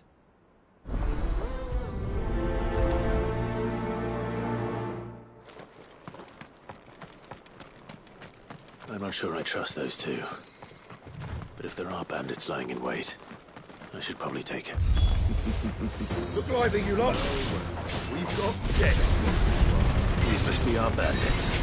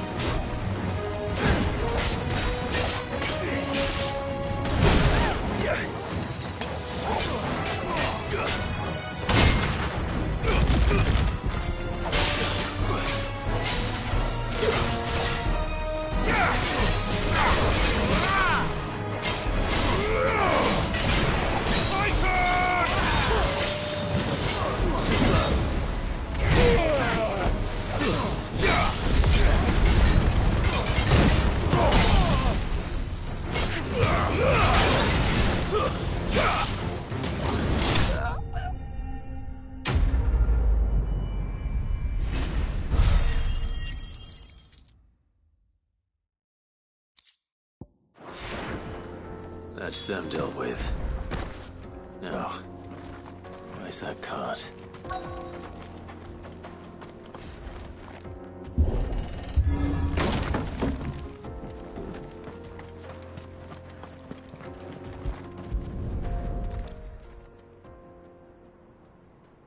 Getting all of this out of here will be a nightmare. Seems we've found ourselves the right man for the job, wouldn't you say? Found the cart and didn't leave a single bastard breathing. Our merchant friend will be delighted. And how exactly will he be getting his goods out of here? You leave that to us. After all, it'd be wrong to make such a fine warrior haul cabbages to market. You've done your part. And that's all you need to worry about. Here.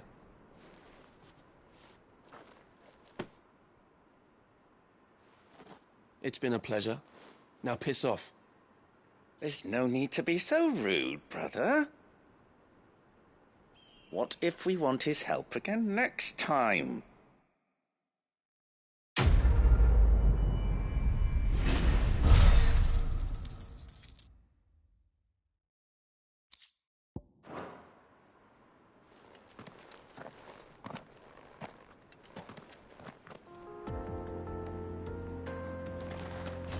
You've had your reward and you're not getting any more. Now piss off.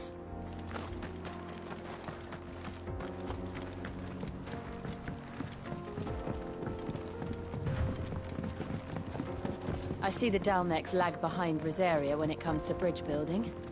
The fallen ruin should hold, at least. The path continues on the other side.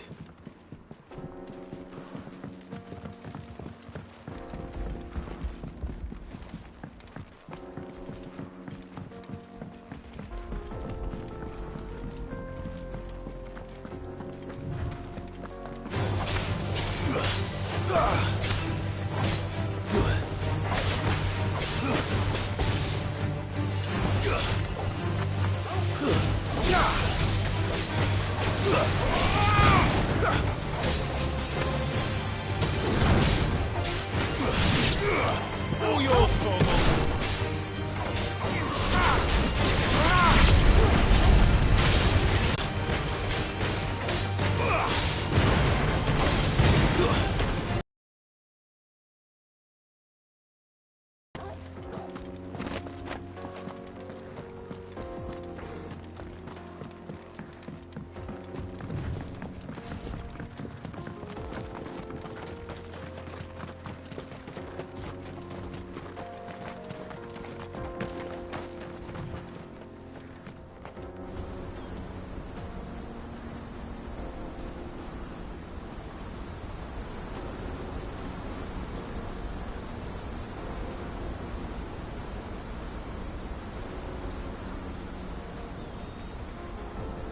So this is Zemeckis.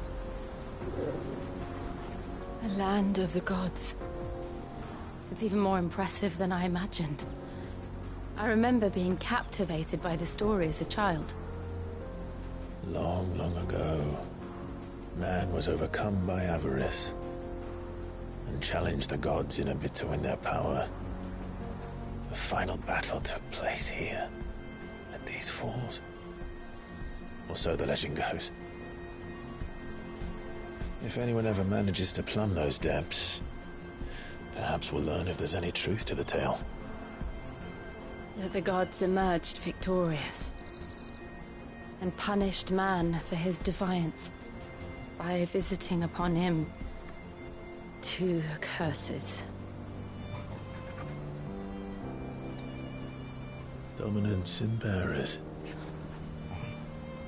To tell the truth, I always thought it strange that the dominant and their icons were deemed a curse. Back home, the dominant inherited the throne. They were admired and exalted, not spurned. Whenever I got to that part of the story, I always assumed there must be something I'd misunderstood. You had a lot of storybooks, didn't you? In your room, I mean. When we were young. The old legends were always my favorites. Epic battles between gods and men. Father encouraged me to read as much as I could. He thought it good for my education. You really were a boy like any other, weren't you?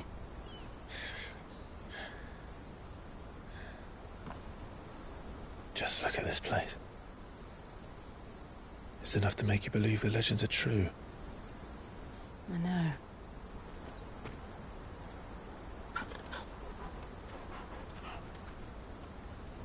We're not far from Boklad. The road will be busier up ahead. Then we'll have to keep our wits about us.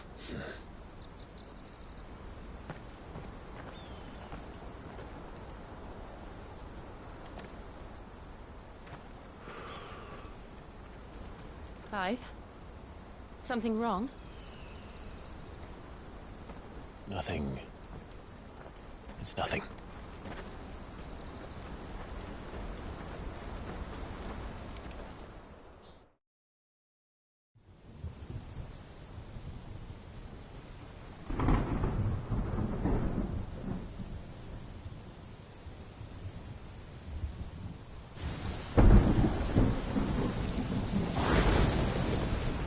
I see the reports are true, Father.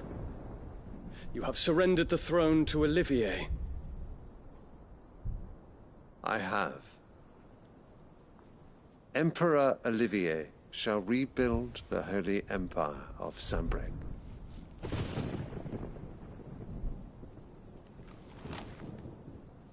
How is he to rule an empire? He is but a boy. I shall advise him until he comes of age. Father, please. Or for as long as I am able. The empire we seek to build needs young blood to rule it, and I can think of none better suited to the task.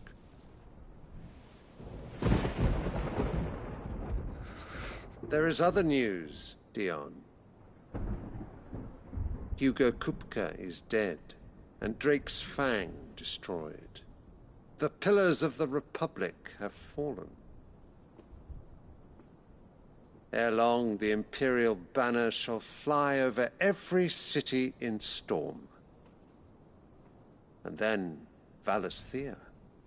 All shall bow before their Emperor. Father, these are the words of a tyrant. They are the words of a god. The Emperor whom I gladly serve. Great Grieger, made flesh.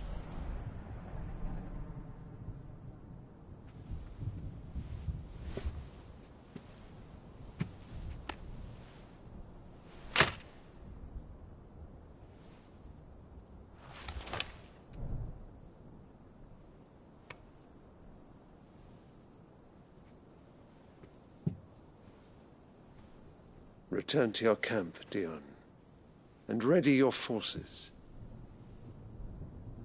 It is time to show the world the true power of Sanbreque. Father. I find you much changed. Is this truly the path you wish to tread? Or are these the ambitions of another? Of Ultima, perhaps? What nonsense is this? I speak my mind, and my mind only. Though I do owe Annabella thanks for reminding me of certain truths regarding the nature of nations, of rulers, and of the divine. You would trust the words of this traitress? She betrayed her country. She slew her husband. You have ever been an invaluable servant to Sanbreque, Prince Dion. I trust you will continue to serve your Emperor in the wars to come. The canker! Silence! Insolent wretch! You will bend the knee. All else is heresy. Sire, forgive me. This audience is over. Come, your Radiance. The Rowena Syndicate awaits your pleasure. Oh, not another meeting with silly old men. They're so boring. I'm hungry, Father. Can't we have luncheon instead?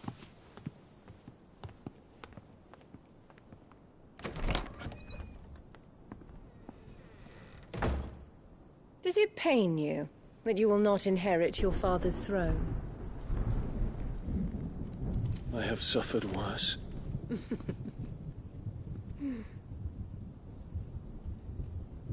Count your blessings, Dion. For a base-born child to be chosen by Bahamut is miracle enough. You have risen high on his wings, but you shall rise no higher, lest your impure blood stain the throne. What do you know of my blood?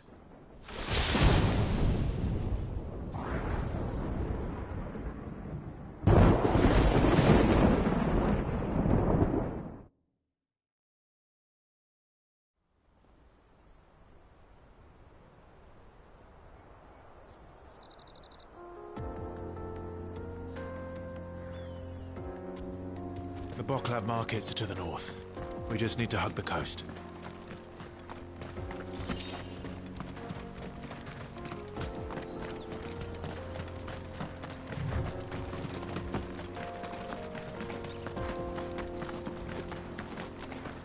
Infiltrating the Dominion won't be easy with the Imperials on high alert.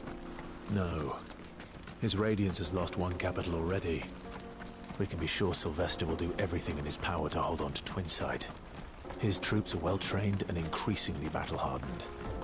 But it's not as if we can wait for the siege to end.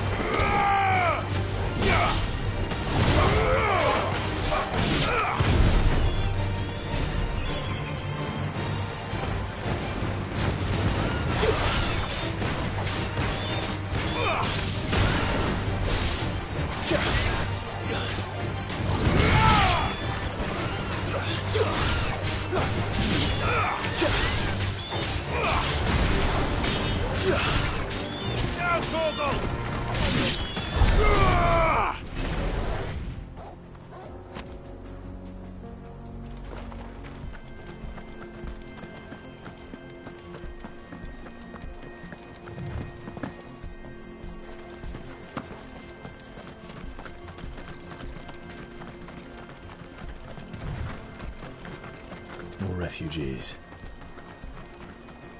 And they're all making for the crystalline Dominion.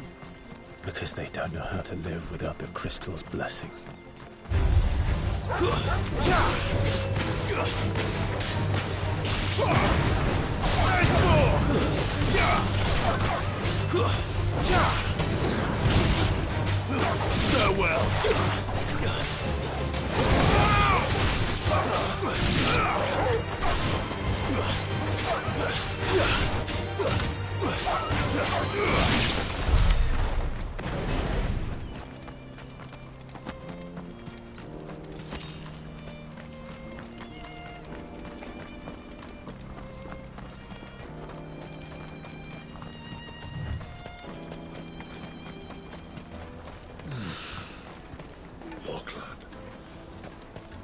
There are no crystals here. This is where we're supposed to meet Goots, isn't it?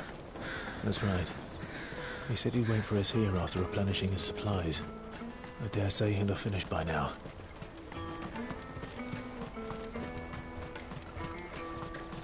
Let me carry your goods.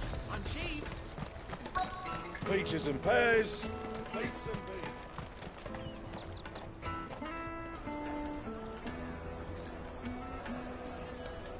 Wonders from across the water. Come one, come all. Feast your eyes. Good sir, can I interest you in...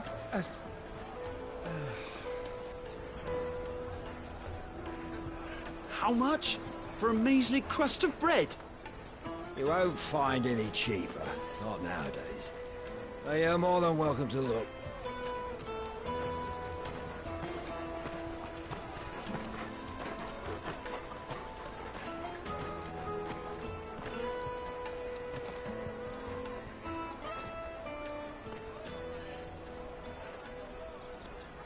The Empire's unlawful and illegitimate occupation of the Crystalline Dominion is still in effect. Only those whose business in Twinside has been officially approved by the Republican Army will be permitted to cross the border. All who seek entry are to form a line and ready their documents for inspection. Looks like we aren't the only ones who are eager to leave. And they're checking everyone. Can't you make an Not for the likes of you. We won't get through without that pass. Let's go and find Good, shall we?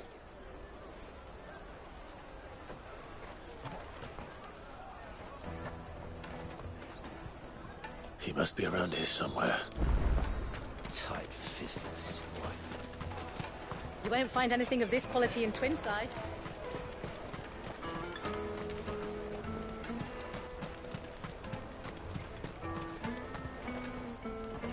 Ah, good. There you are. Clive, I'm so sorry. Don't tell Nan, will you? Slow down, Good. Just tell us what happened. It's me trader's pass. It's gone. We cannot ride the caravan without it. We won't even be able to get through the flipping checkpoint. Do you remember when you last saw it? It was in my pocket a minute ago. Then a bairn bumped into me and... Yeah. You don't think that they might have nicked it, do you? It wouldn't surprise me. A busy market like this is prime territory for pickpockets. So, to get the pass back, we need to find this child. Where would we even start? I know where! I've got a pal in Bock lad who might be able to help us. No one knows more about what goes on round here than she does. Where do we find her? She's the owner of the Crimson Caravans, up that way. Sign's got a red chocobo on it. No time like the present. You two go on ahead. I'm gonna check the rest of me stuff, make sure naught else is missing. All right. We'll meet you there. Let's keep an eye out for this red chocobo, then. And the other on our purses. Stops next to the checkpoint.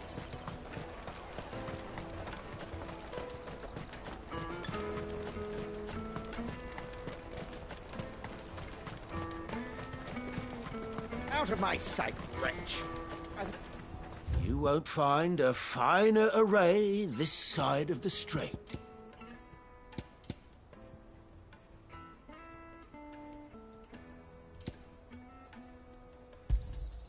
You've a discerning eye.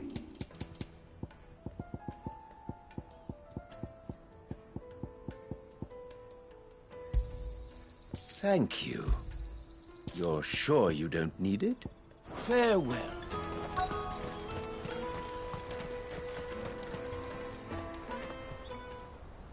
Looking to hire a coach? It's 10 million for a two-birder to the Crystalline Dominion. Take it or leave it. Oh, we're not here for that. Then I bid you good day. Oh, wait! Don't go, El. He's me mate. As I live and breathe. Goots, what are you doing back in Bocklad?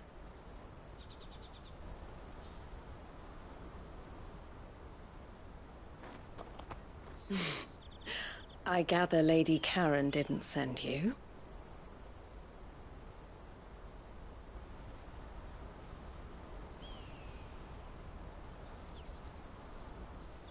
So what trouble have you got yourself into this time? It's me trader's pass. It got stolen. By a little bairn. Of all the...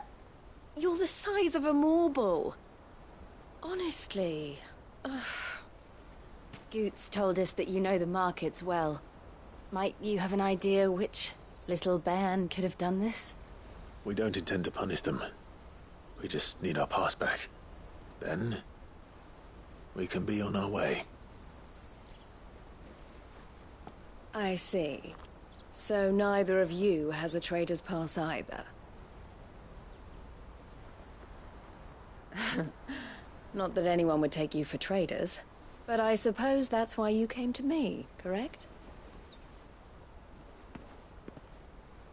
Now, I can't say for sure who took your pass, but I suspect I know why they did it. Let me explain.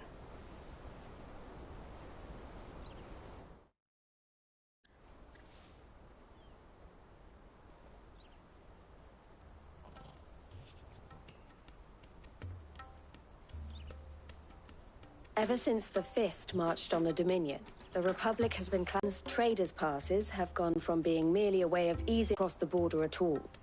And with demand outstripping supply, they've become a... That someone is doctoring the stolen passes. The same someone who is encouraging the children to steal them. And the same someone who has Goots' pass, no doubt. Whoever they are, they're ruining the livelihoods of honest merchants, which is why we've decided to take a stand. Will you stand with us? You want to get your pass back, and we want to ensure that no more are stolen. Catch whoever's behind it all, and 2 birds shall be slain with a single stone. Is there any other way of getting to the Crystalline Dominion Goots? They won't let you in if you're not with the caravan. It's that, I don't know, try swimming across the strait. But the guards will definitely spot you if you try and do that. Like, we don't want to get spotted, right? So either we find the people who took the pass, or give up all hope of entering the Dominion. All right. We'll help. Thank you kindly. But I don't know your name. Eloise at your service. Clive. A pleasure doing business with you, Clive.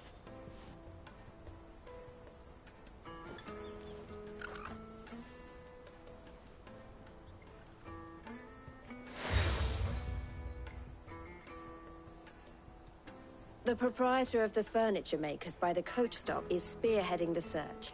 Wear that, and he will know you for a friend. I suggest that you speak with him first. The furniture makers. Understood.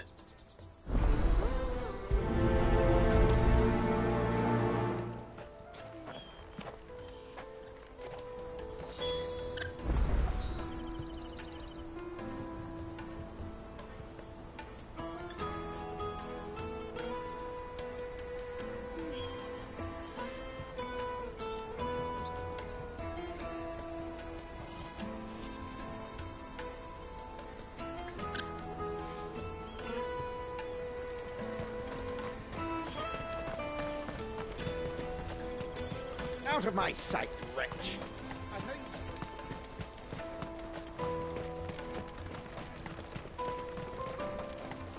Come on, come on! Jug of snake spit for the road? Juicy pears! Snake your thumb! Are you the furniture maker? Looking for something in particular? Ah, Eloise collared you too, eh? Then I expect you want to know more. She told me you were leading the hunt for the pickpockets. What have you learned? For one, that they're targeting the traders carrying the biggest packs. Harder to watch your back, see? And less chance of the mark giving chase if they're spotted. Not that they'd be likely to catch them. Those imps know every inch of this warren like the backs of their hands. Their eyes must have lit up when they saw Goots. The fishmonger round by the gate's been trying to track down the children involved. You should go and have a word with her. Thank you. We will.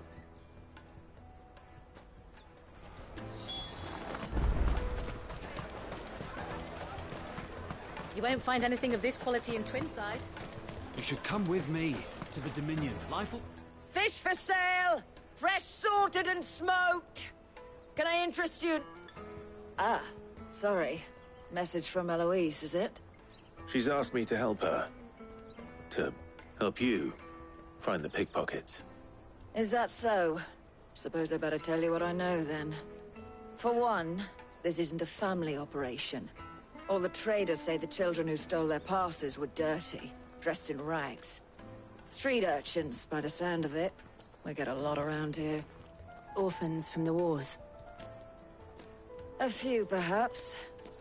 You saw the refugees gathered by the entranceway? They're all looking for a new start in the Dominion and beyond.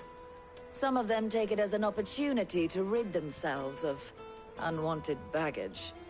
The shame of it. Whoever's behind this would have to have made themselves known to the children at some point. And so should we. You should start with the children around here, then. I doubt they're the ones involved, but they might have heard something. It's worth a try. All right, then. Questioning children. How hard can that be? Tight-fisted swines. Put the prices up if you go. Come, taste my peaches! They're sweet as cake! I'll take the large one.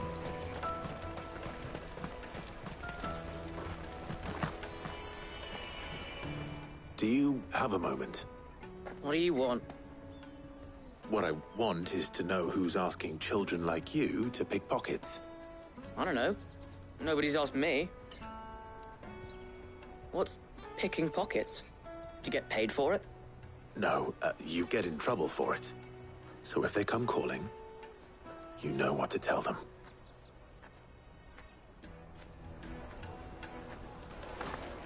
The caravan stops next to the check.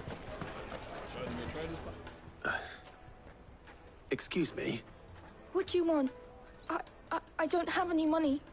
It's all right. We're not going to hurt you. We just want to talk. What about? We've heard that some very bad people are making children like you steal from travelers. We need to know who's behind it so we can stop them. I don't know much about it, really. But my friend, Honza, he said he got a job doing something dangerous. Sounds promising. We need to find him and ask. Do you know where your friend might be? He's usually by the tents outside town. Thank you. You've been very helpful.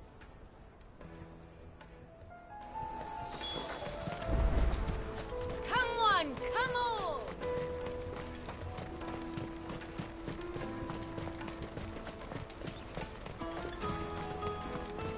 Let me carry your goods. I'm cheap. Porter for hire. Best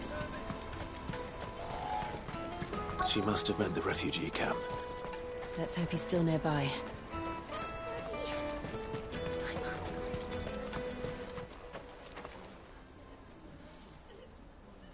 That big fat donkey was easy pickings. He wouldn't have noticed if we'd robbed his boots off him. Yeah. Wish we hadn't handed over the pass, though. Could use one of those things to get out of this dump. Chance would be a fine thing. The moment they found out, they'd string us up by our guts. Would they now? Perhaps you'd like to introduce us to these charming characters. Shit, we're in trouble now. What do we do? You two get caught if you want. I'm off. Hunter, where are you going? So that was Hunter, eh? Jill, you watch these two. I'm going after him. All right.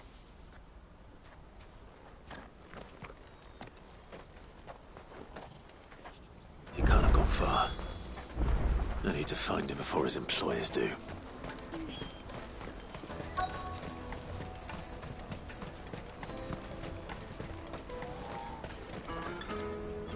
Did you see a boy run past? He stole something from a friend of mine. There was a boy ran back there towards the Chocobo pen, but... Thank you.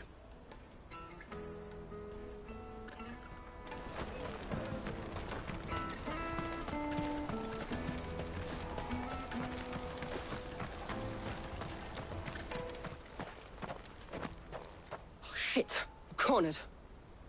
It's all right, Hunter. I'm not going to hurt you. I just want to ask you some questions. Fine. Not like I've got a choice. I'm looking for the people who are making you steal for them. Who are they? Call themselves the Carstones. They said they'd give me good gill if I did what they told me. I knew they were bad, but bread doesn't come for free. Didn't come at all half the time, before I started buzzing for them. You know, if I didn't do it, they'd just pick on someone else. Someone they could push around easier. Hunter. You found him then? Jill. Where are the other two? Eloise is watching over them. She sent Goots and I to look for you. You're... him! I haven't got your pass anymore, if that's what you're after. I gave it to the Carstones. Whatever you do to me, I can't get it back. Not that I go against them, anyway. If it weren't for their guild, me and my mates would have starved.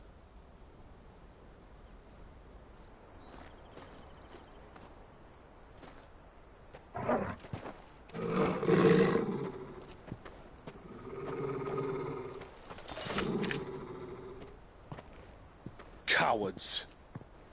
You will not force another child to do your bidding. Wait, we're not... Don't hurt him.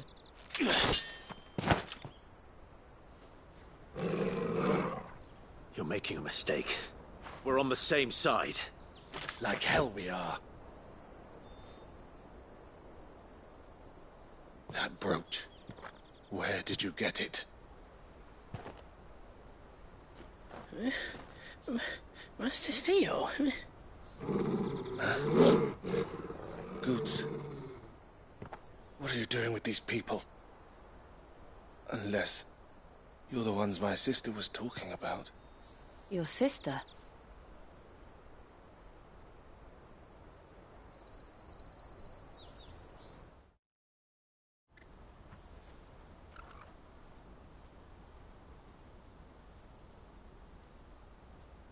Eloise didn't tell us she had a brother. And why would she? I'm just her back and a blade. Theodore, at your service. Sorry about before. Theodore, what do you know of the cast stones?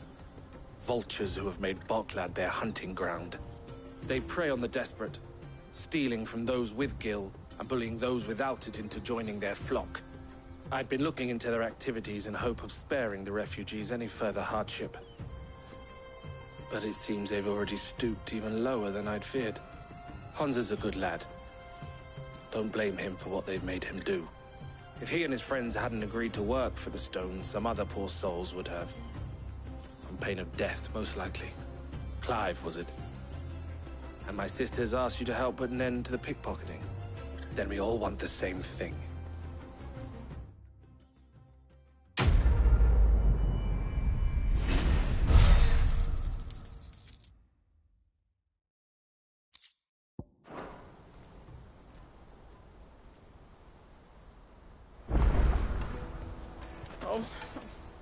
So, what's the plan? What else? We find the cast stones, and we crush them. You get your trader's pass back, and I make Boklad a safe place again. All right then. All right then. Honza, where are they camped? Don't worry. They'll never know you told us. Couldn't if I wanted to. They always come to town to collect the passes. Meet us outside the gate. I tried following them once, but they spotted me halfway down the trail. Said they'd string me up. We'll try it this time. Which way were they going? Back down the road towards Leitney's Cleft. To Leitney's Cleft, then?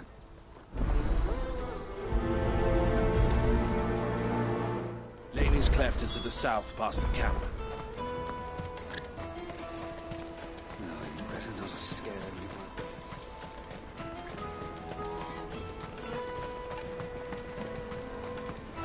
That's that then. Daddy, I'm hungry.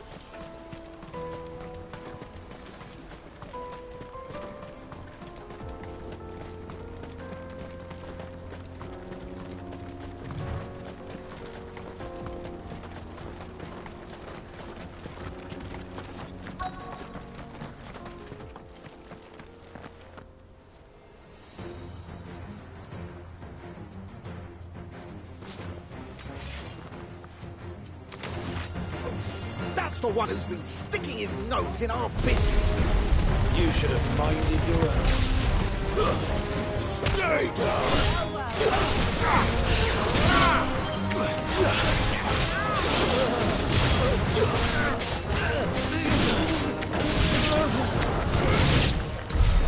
I doubt these were the ringleaders. But at least we know we're on the right track.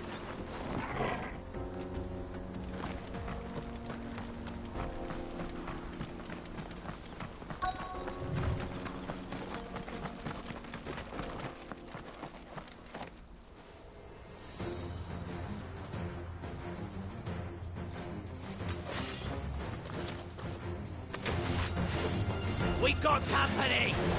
That's the lot.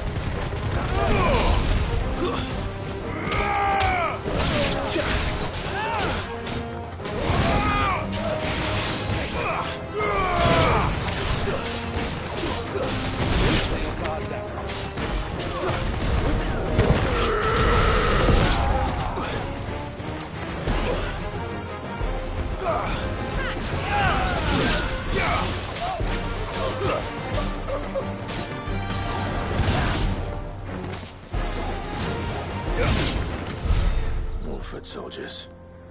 Fewer now.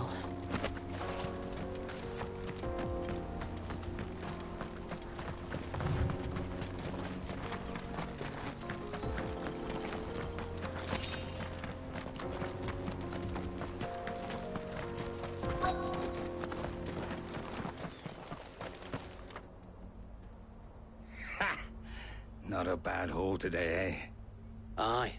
Some of our new recruits are natural-born ne'er-do-wells. Especially the little ones. That Hans has got nimble fingers, all right. It will be a shame when they chop them off. But till then, let's make the most of it. Scum. The leaders of the cast stones, I take it. They don't deserve any mercy, Clive. I wasn't planning on showing them any. We're ready when you are, Theodore. Oh, I'm ready.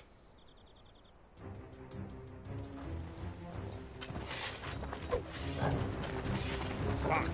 It's that guard from Bocklad! Kill him! Kill them all!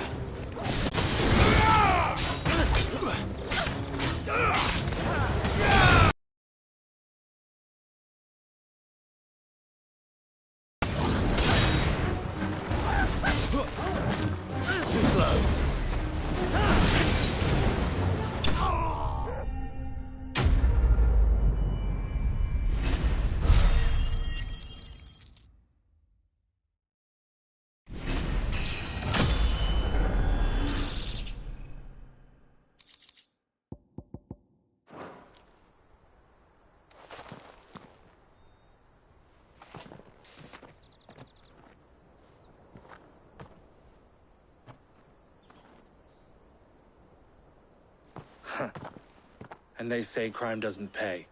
Gold chains, rings, purses. And traders' passes. Dozens of them. Have the names been changed? Not yet. I recognize some of them. No doubt Goots's is somewhere among them. Now I just need to sort through it all and return everything to the people it was taken from.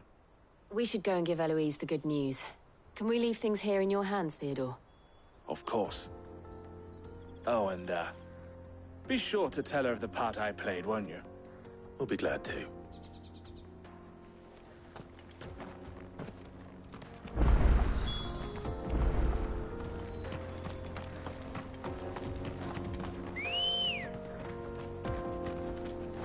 Ready, go?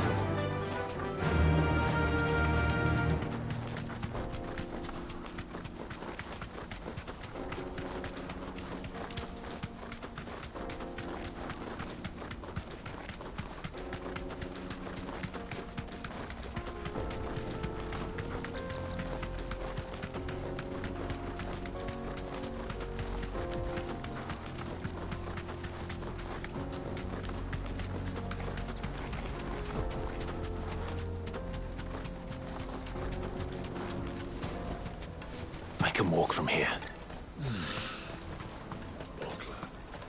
There are no crystals here. Daddy! I'm hungry. That's that then.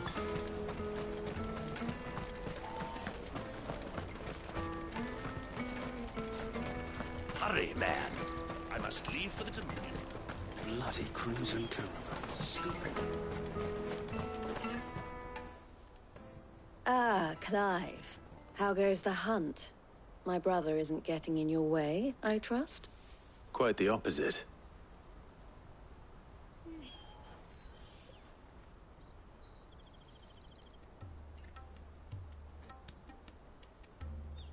So it was the cast stones who were behind it all. Theo told me he'd been on their trail. And their demise solves 3 problems at a stroke. That of the pickpockets, the bandits pulling their strings, and the passes they were stealing. I only hope yours is among the items you recovered. Only time and Theo's return will tell. Speaking of whom, welcome home, dear brother. You are too kind, Eloise. Here, Clive. Goods' pass. Ask him to keep a closer eye on it from now on, would you? I will. Thank you. El, I've asked our boys to carry the rest of the goods back. Can I count on your help in sorting through it all? Of course. I'll make some space in the storeroom. I expect you'll soon be on your way then. But it wouldn't do to leave without introducing yourself properly. Would it now? Sid. Don't look so shocked. We're on the same side. I don't understand. As you now know all too well, we at the Crimson Caravans are always happy to help those in need. For a small fee, we will move anything that needs moving. Be that goods to market, or bearers away from it. I was the first my sister helped escape. It just so happens that we are seeking to expand our operation. And who better to join forces with than the leader in the field? Wouldn't you agree, Theo? I would. It seems our purpose is the same in more ways than one. So what would you say to working together again? It would be our pleasure. And our honor. The honor is ours. Here, Clive. This is for you.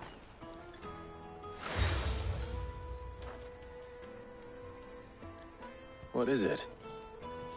El has friends in high places, while I have associates in, lower ones. That mark is proof that you're a friend to us both.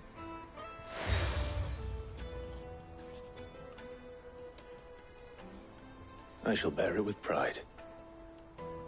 Well, all that remains is to wish you a safe onward journey.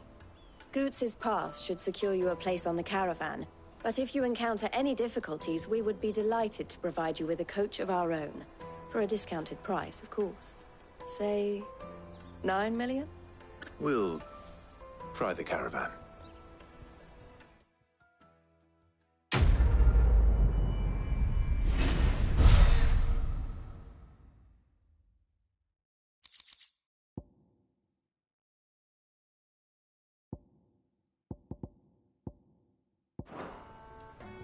Right then.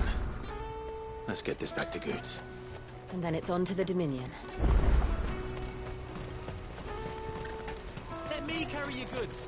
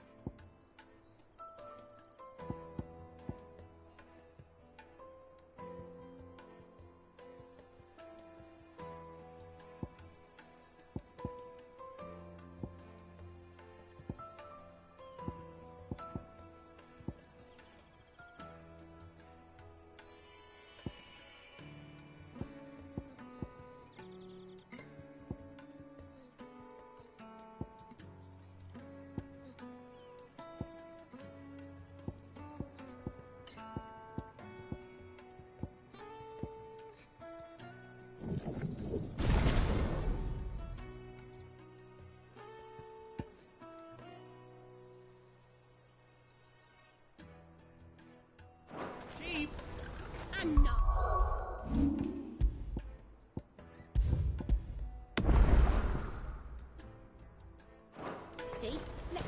Pardon me, but would you happen... That well-notched steel and impressive physique. I have need of a sword for hire, and yours looks to be a weapon well worth the coin. Might you be convinced to offer me the use of those formidable arms? How exactly do you intend to use them? Well, being something of a scholar of Zemeckis history, I wish to investigate the ruins near the city. And I require a rugged companion, lest I find myself waylaid by ne'er-do-wells or the beasts said to roam the area. Should you accept, you will not only earn yourself material wealth, but partake of the true treasure that awaits us there. The rich and storied history of Zemeckis.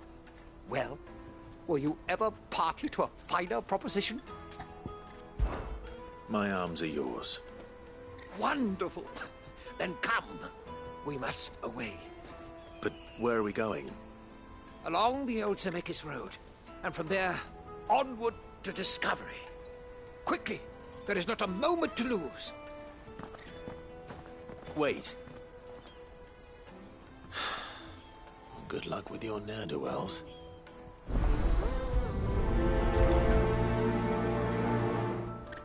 I better make sure he doesn't get himself killed.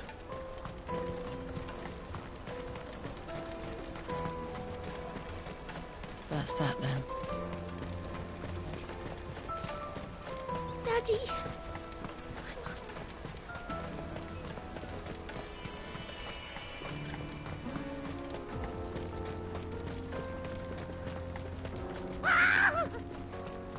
Why am I not surprised?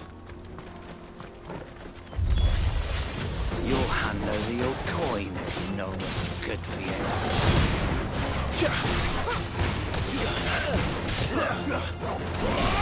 Stay down!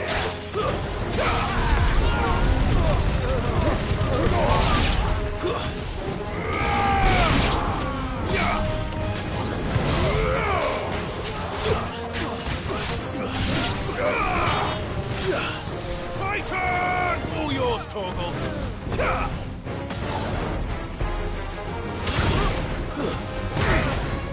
You lose!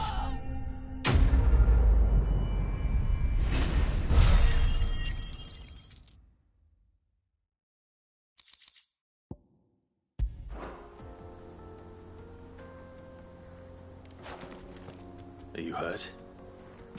Happily not, good sir. Thanks to your timely intervention. More importantly, we have arrived. Now, feast your eyes upon the marvel before us. Ruins, a relic of the fallen civilization. A sight so common that man is oft blinded to its wonder. Colossal vessels, dashed from the very heavens. Airships, we call them, with very little thought to what wonders such a word might describe. Oblige me if you would. Does anything strike you as peculiar about this particular specimen? Though we ourselves find fallen ruins to be nigh indestructible, whatever gouged the final sin from the rock cleaved clean through the structure you see before you. A tantalizing mystery, no doubt, but merely one of countless enigmas in which Zemeckis history is steeped. Come, good sir. Our expedition continues, and we still have much to learn.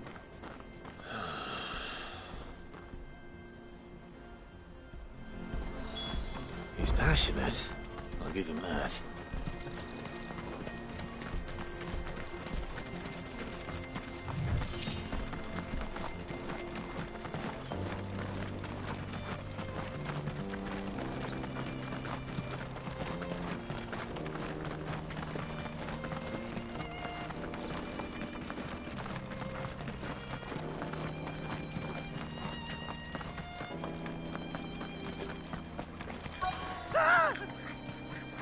Not a... All right then. Who's first?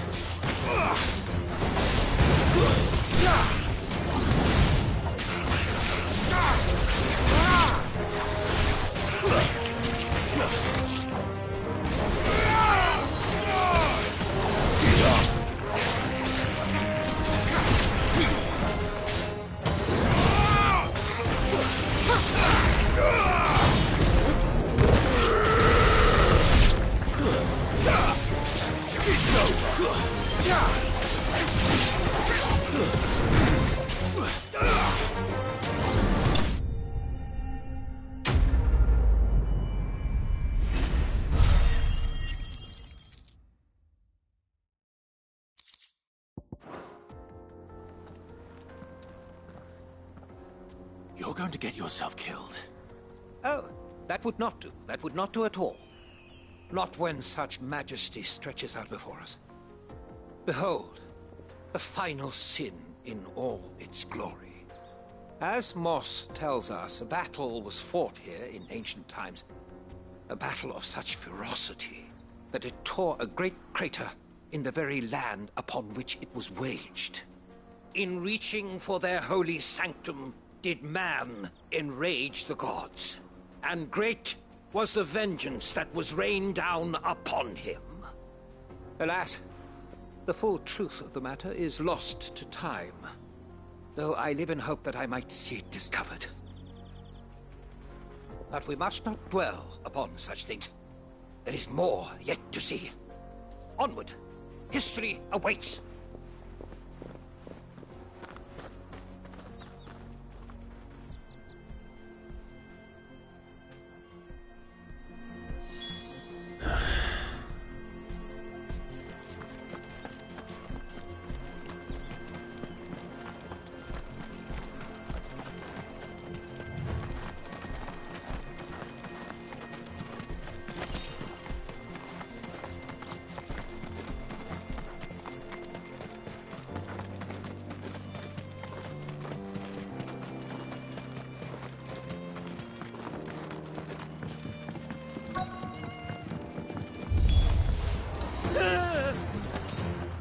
Oh no. He's really got himself into trouble this time.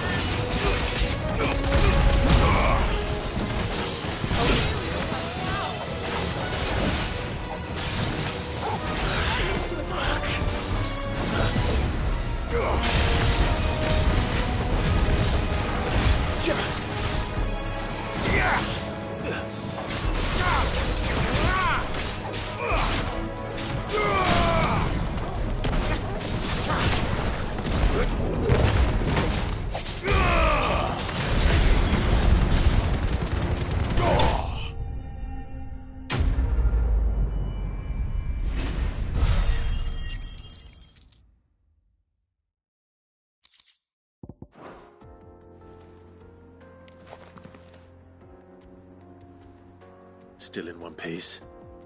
It would seem so. Once more I am in your debt, and once more you impress me with your prowess. These were no ordinary foes, but ones we in the field call echoes. Though Moss the Chronicler concurs with the legends in attributing the fall of Zemeckis to a wrath wrought upon mankind by the gods, he offers little in the way of explanation. Could the ruins we see before us here, in all their elaborate beauty, perhaps suggest an answer? Could the construction of such miraculous edifices have been considered an encroachment upon the province of the divine? Alas, all is mere speculation.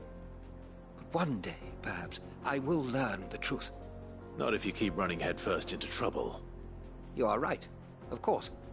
And not only have you plucked me repeatedly from the jaws of death, you have proven yourself a willing audience to my ramblings.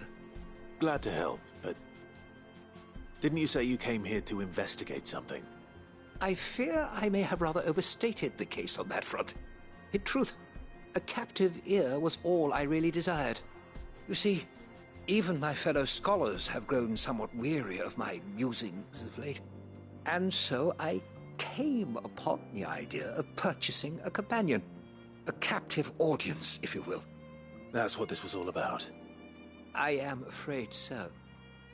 And now, my good man, it is high time we returned whence we came. Fine. Just don't go running off this time.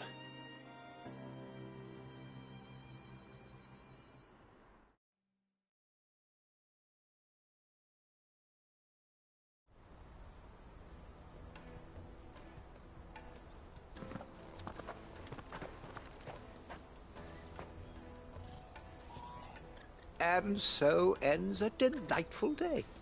Here, your reward for humoring my selfish whims, plus a little extra for the trouble I have put you to.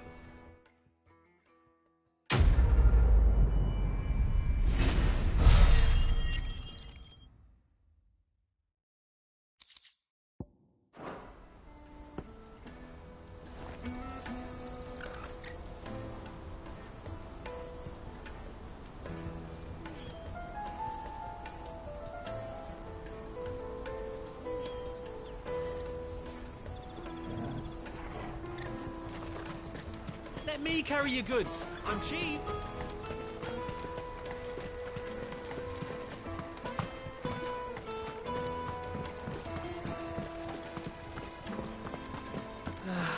If I knew where Now I just need to see you about getting the word.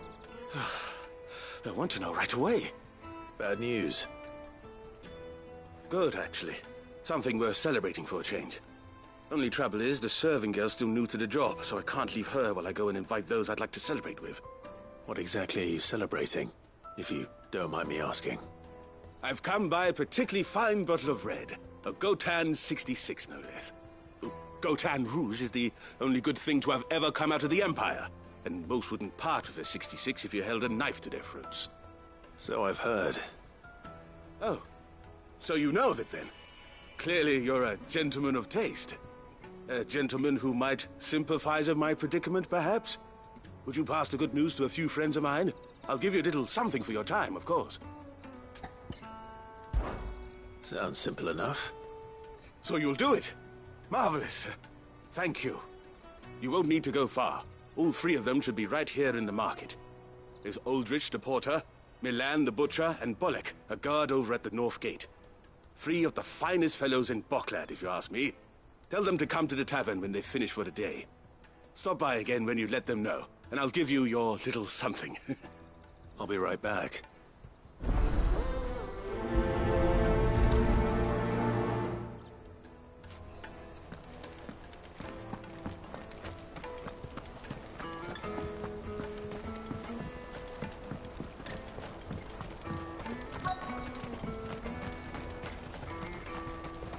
Hurry, man. I've been asked to find Aldrich, the porter. I don't suppose that's you, is it? That's me, right enough. You need something delivered? The innkeeper sent me. He said there's a cup of Gotan 66 with your name on it when you're done for the day. A 66? Bugger me. If he's just got hold of it now, it must have been in the crates he had me carry down from Sanbrek. From the Empire to Boklad. You must be a braver man than most. That's a treacherous route at the best of times. Such is the porter's lot. There's not a patch of storm these feet haven't traipsed across. It's Oriflamme one day, then off to Canva the next. The farther you're willing to go, the fatter the purse. Which is why there's no shortage of competition for some of the longer routes. I'd say I've done enough for today to earn myself a cup of something tasty. Thanks for letting me know.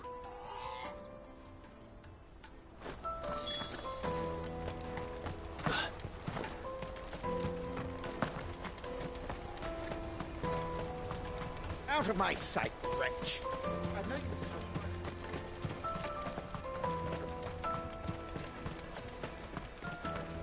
Come on, come on! Jug of snake spit for the road?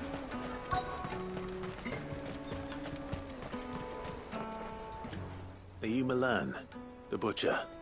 That's me. What can I do for you? The innkeeper's just had a special delivery. He thought you might like to join him for a cup of wine after you pack up for the day.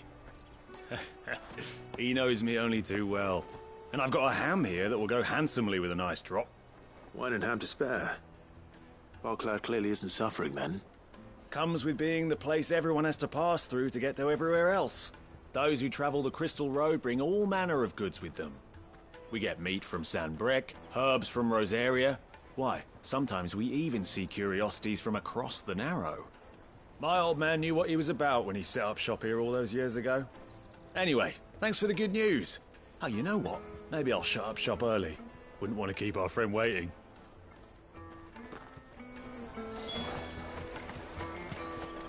You won't find anything of this quality in Twinside. Tight-fisted spies. The Empire's your enemy, not us. I'm looking for Bolek. I was told he'd be guarding the gate. Well, you've found him. You're not here to enlist, I take it? The innkeeper sent me. He's just taken delivery of a rare vintage, a Gotan 66. He thought you might like a cup. I've never said no to a goat hand. I'm not about to start now. Thanks for letting me know. You must be a busy man. The market would be flooded with refugees if we weren't here to stem the flow. Oh, my heart goes out to them, all right, but we've got our orders. No papers, no passage. Plenty try to slip past us nonetheless. And every now and then, one of them's foolish enough to try and force their way through. And when they do, well, things can get nasty. You know what? That wine's sounding better by the moment. Hold on. I wonder if the innkeeper might spare a cup of that wine.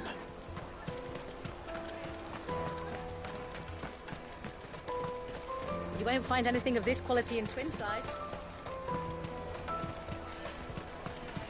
The caravan stops next to the checkpoint.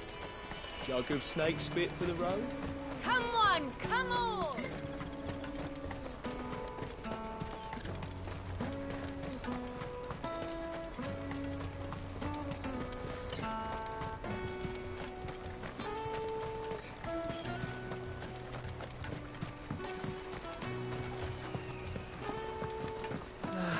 If our new arrivals had brought... I spoke to your friends. They'll be along soon. That's fantastic news. Thank you kindly. It's been a while since we all sat down together. And the way I see it, that wine is as much theirs as it is my own. How so? Well, I wouldn't be serving anything but slops without Aldrich to go and fetch the good stuff for me. And then there's Milan, who always sends customers my way. And Bolek, an even-handed keeper of the peace, if ever there was one. Those three are the backbone of Bocklad. Lose any one of them, and the market would soon fall apart. And without the market, I wouldn't have a single customer. I'd say that's worth a bottle of 66, wouldn't you? And more besides. Everyone needs a shoulder to lean on. Be they world-weary innkeepers or brooding swordsmen. Right. I'd better prepare for my guest's arrival. I hear you had me carrying a bottle of Gotan 66. If I'd have known, I would have sold the thing and lived like a lord. I'll settle for a cup, though, if you're in a sharing mood. A Gotan 66. Just as well I had something special of my own set aside. A bottle between the four of us might not be enough to drown our sorrows, but it can't hurt. Here they are, the three pillars of Bocklad. Sit yourselves down, gentlemen. The woes of the world may be monstrous and many, but there's nothing like a few good friends to keep the misery at bay. Never a truer word spoken.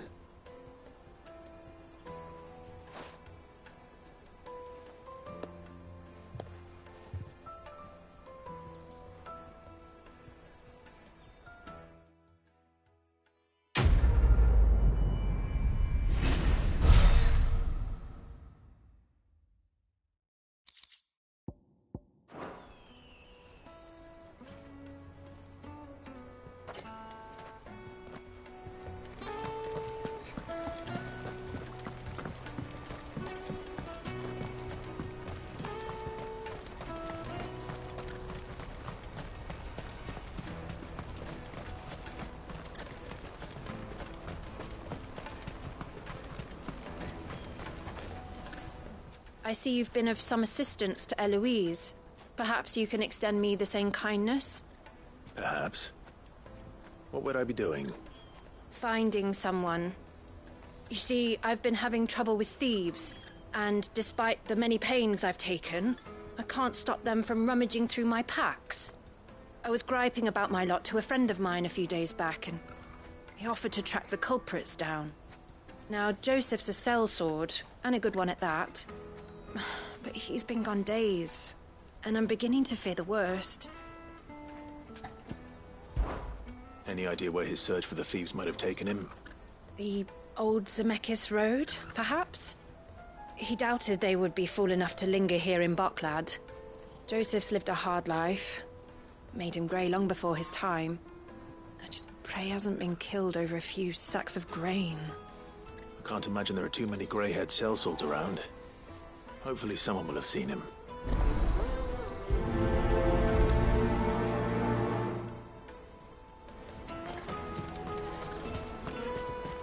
That's that then. Daddy! There are no crystals here. We have to keep going. What do you want? I've no coin on me. Just information.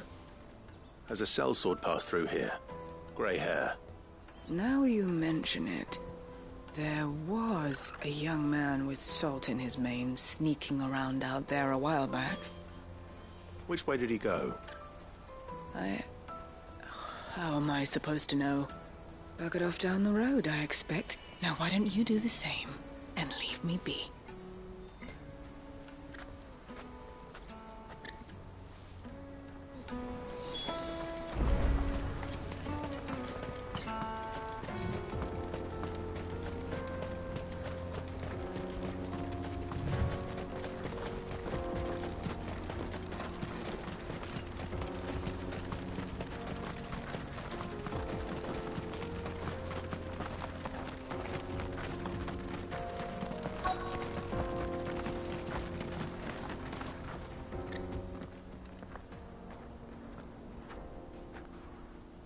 We don't want any trouble.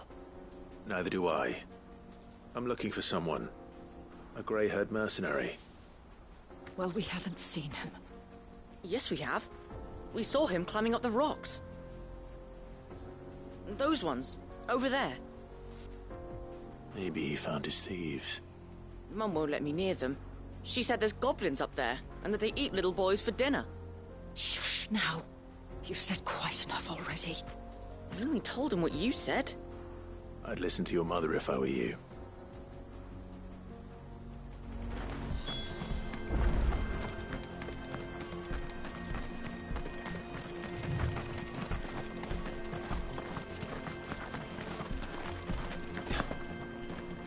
Did Joseph's thieves really lug their stolen wares all the way out here?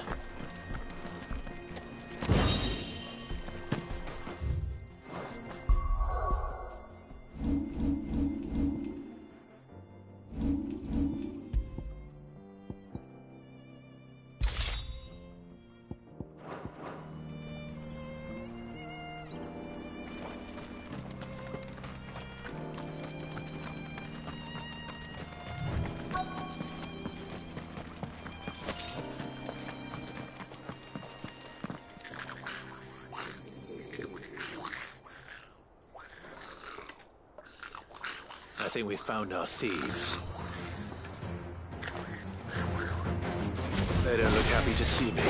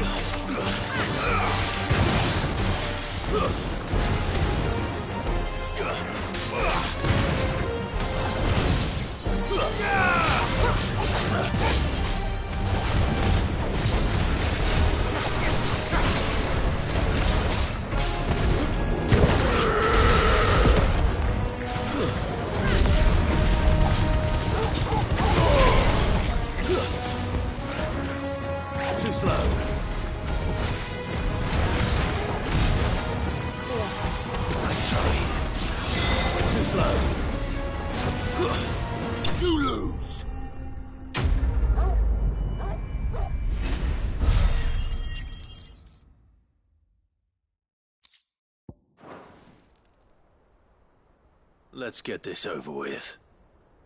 Stop! Don't kill him, he's just protecting his home.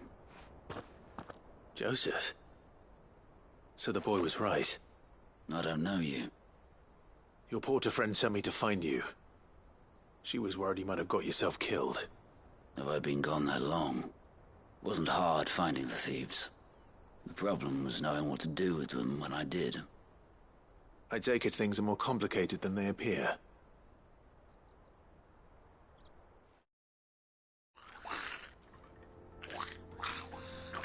I'd all but ruled out bandits before I even left the market. You know why that is? Because our thieves had no interest in gold or gems, or anything they couldn't eat for that matter. Add to that the rumors of goblins in the area, and the mystery practically solved itself. I soon found their cozy little homestead, and all the missing food. I launched myself at them, full of righteous fury, but their leader was the only one who moved to meet me. The others, they huddled around that food, ready to die protecting it. They stole because it was that or starvation. I've been there myself, back when times were hard. So you spared them? And earned their trust into the bargain by the look of it. These goblins aren't native to the area. They don't know how to survive such barren lands, so I've been teaching them. And once they've learned to hunt and forage, they won't be fool enough to risk their necks in Boklad. I'm impressed. I didn't know goblins could be reasoned with. Do me a favor. Let the porter know I'm safe. I'll head back to the market once my work here is done. Oh, and don't mention the goblins. I don't want people coming here brandishing pitchforks. Not now this lot have sworn off thieving. Your secret's safe with me. I appreciate it. Thank you.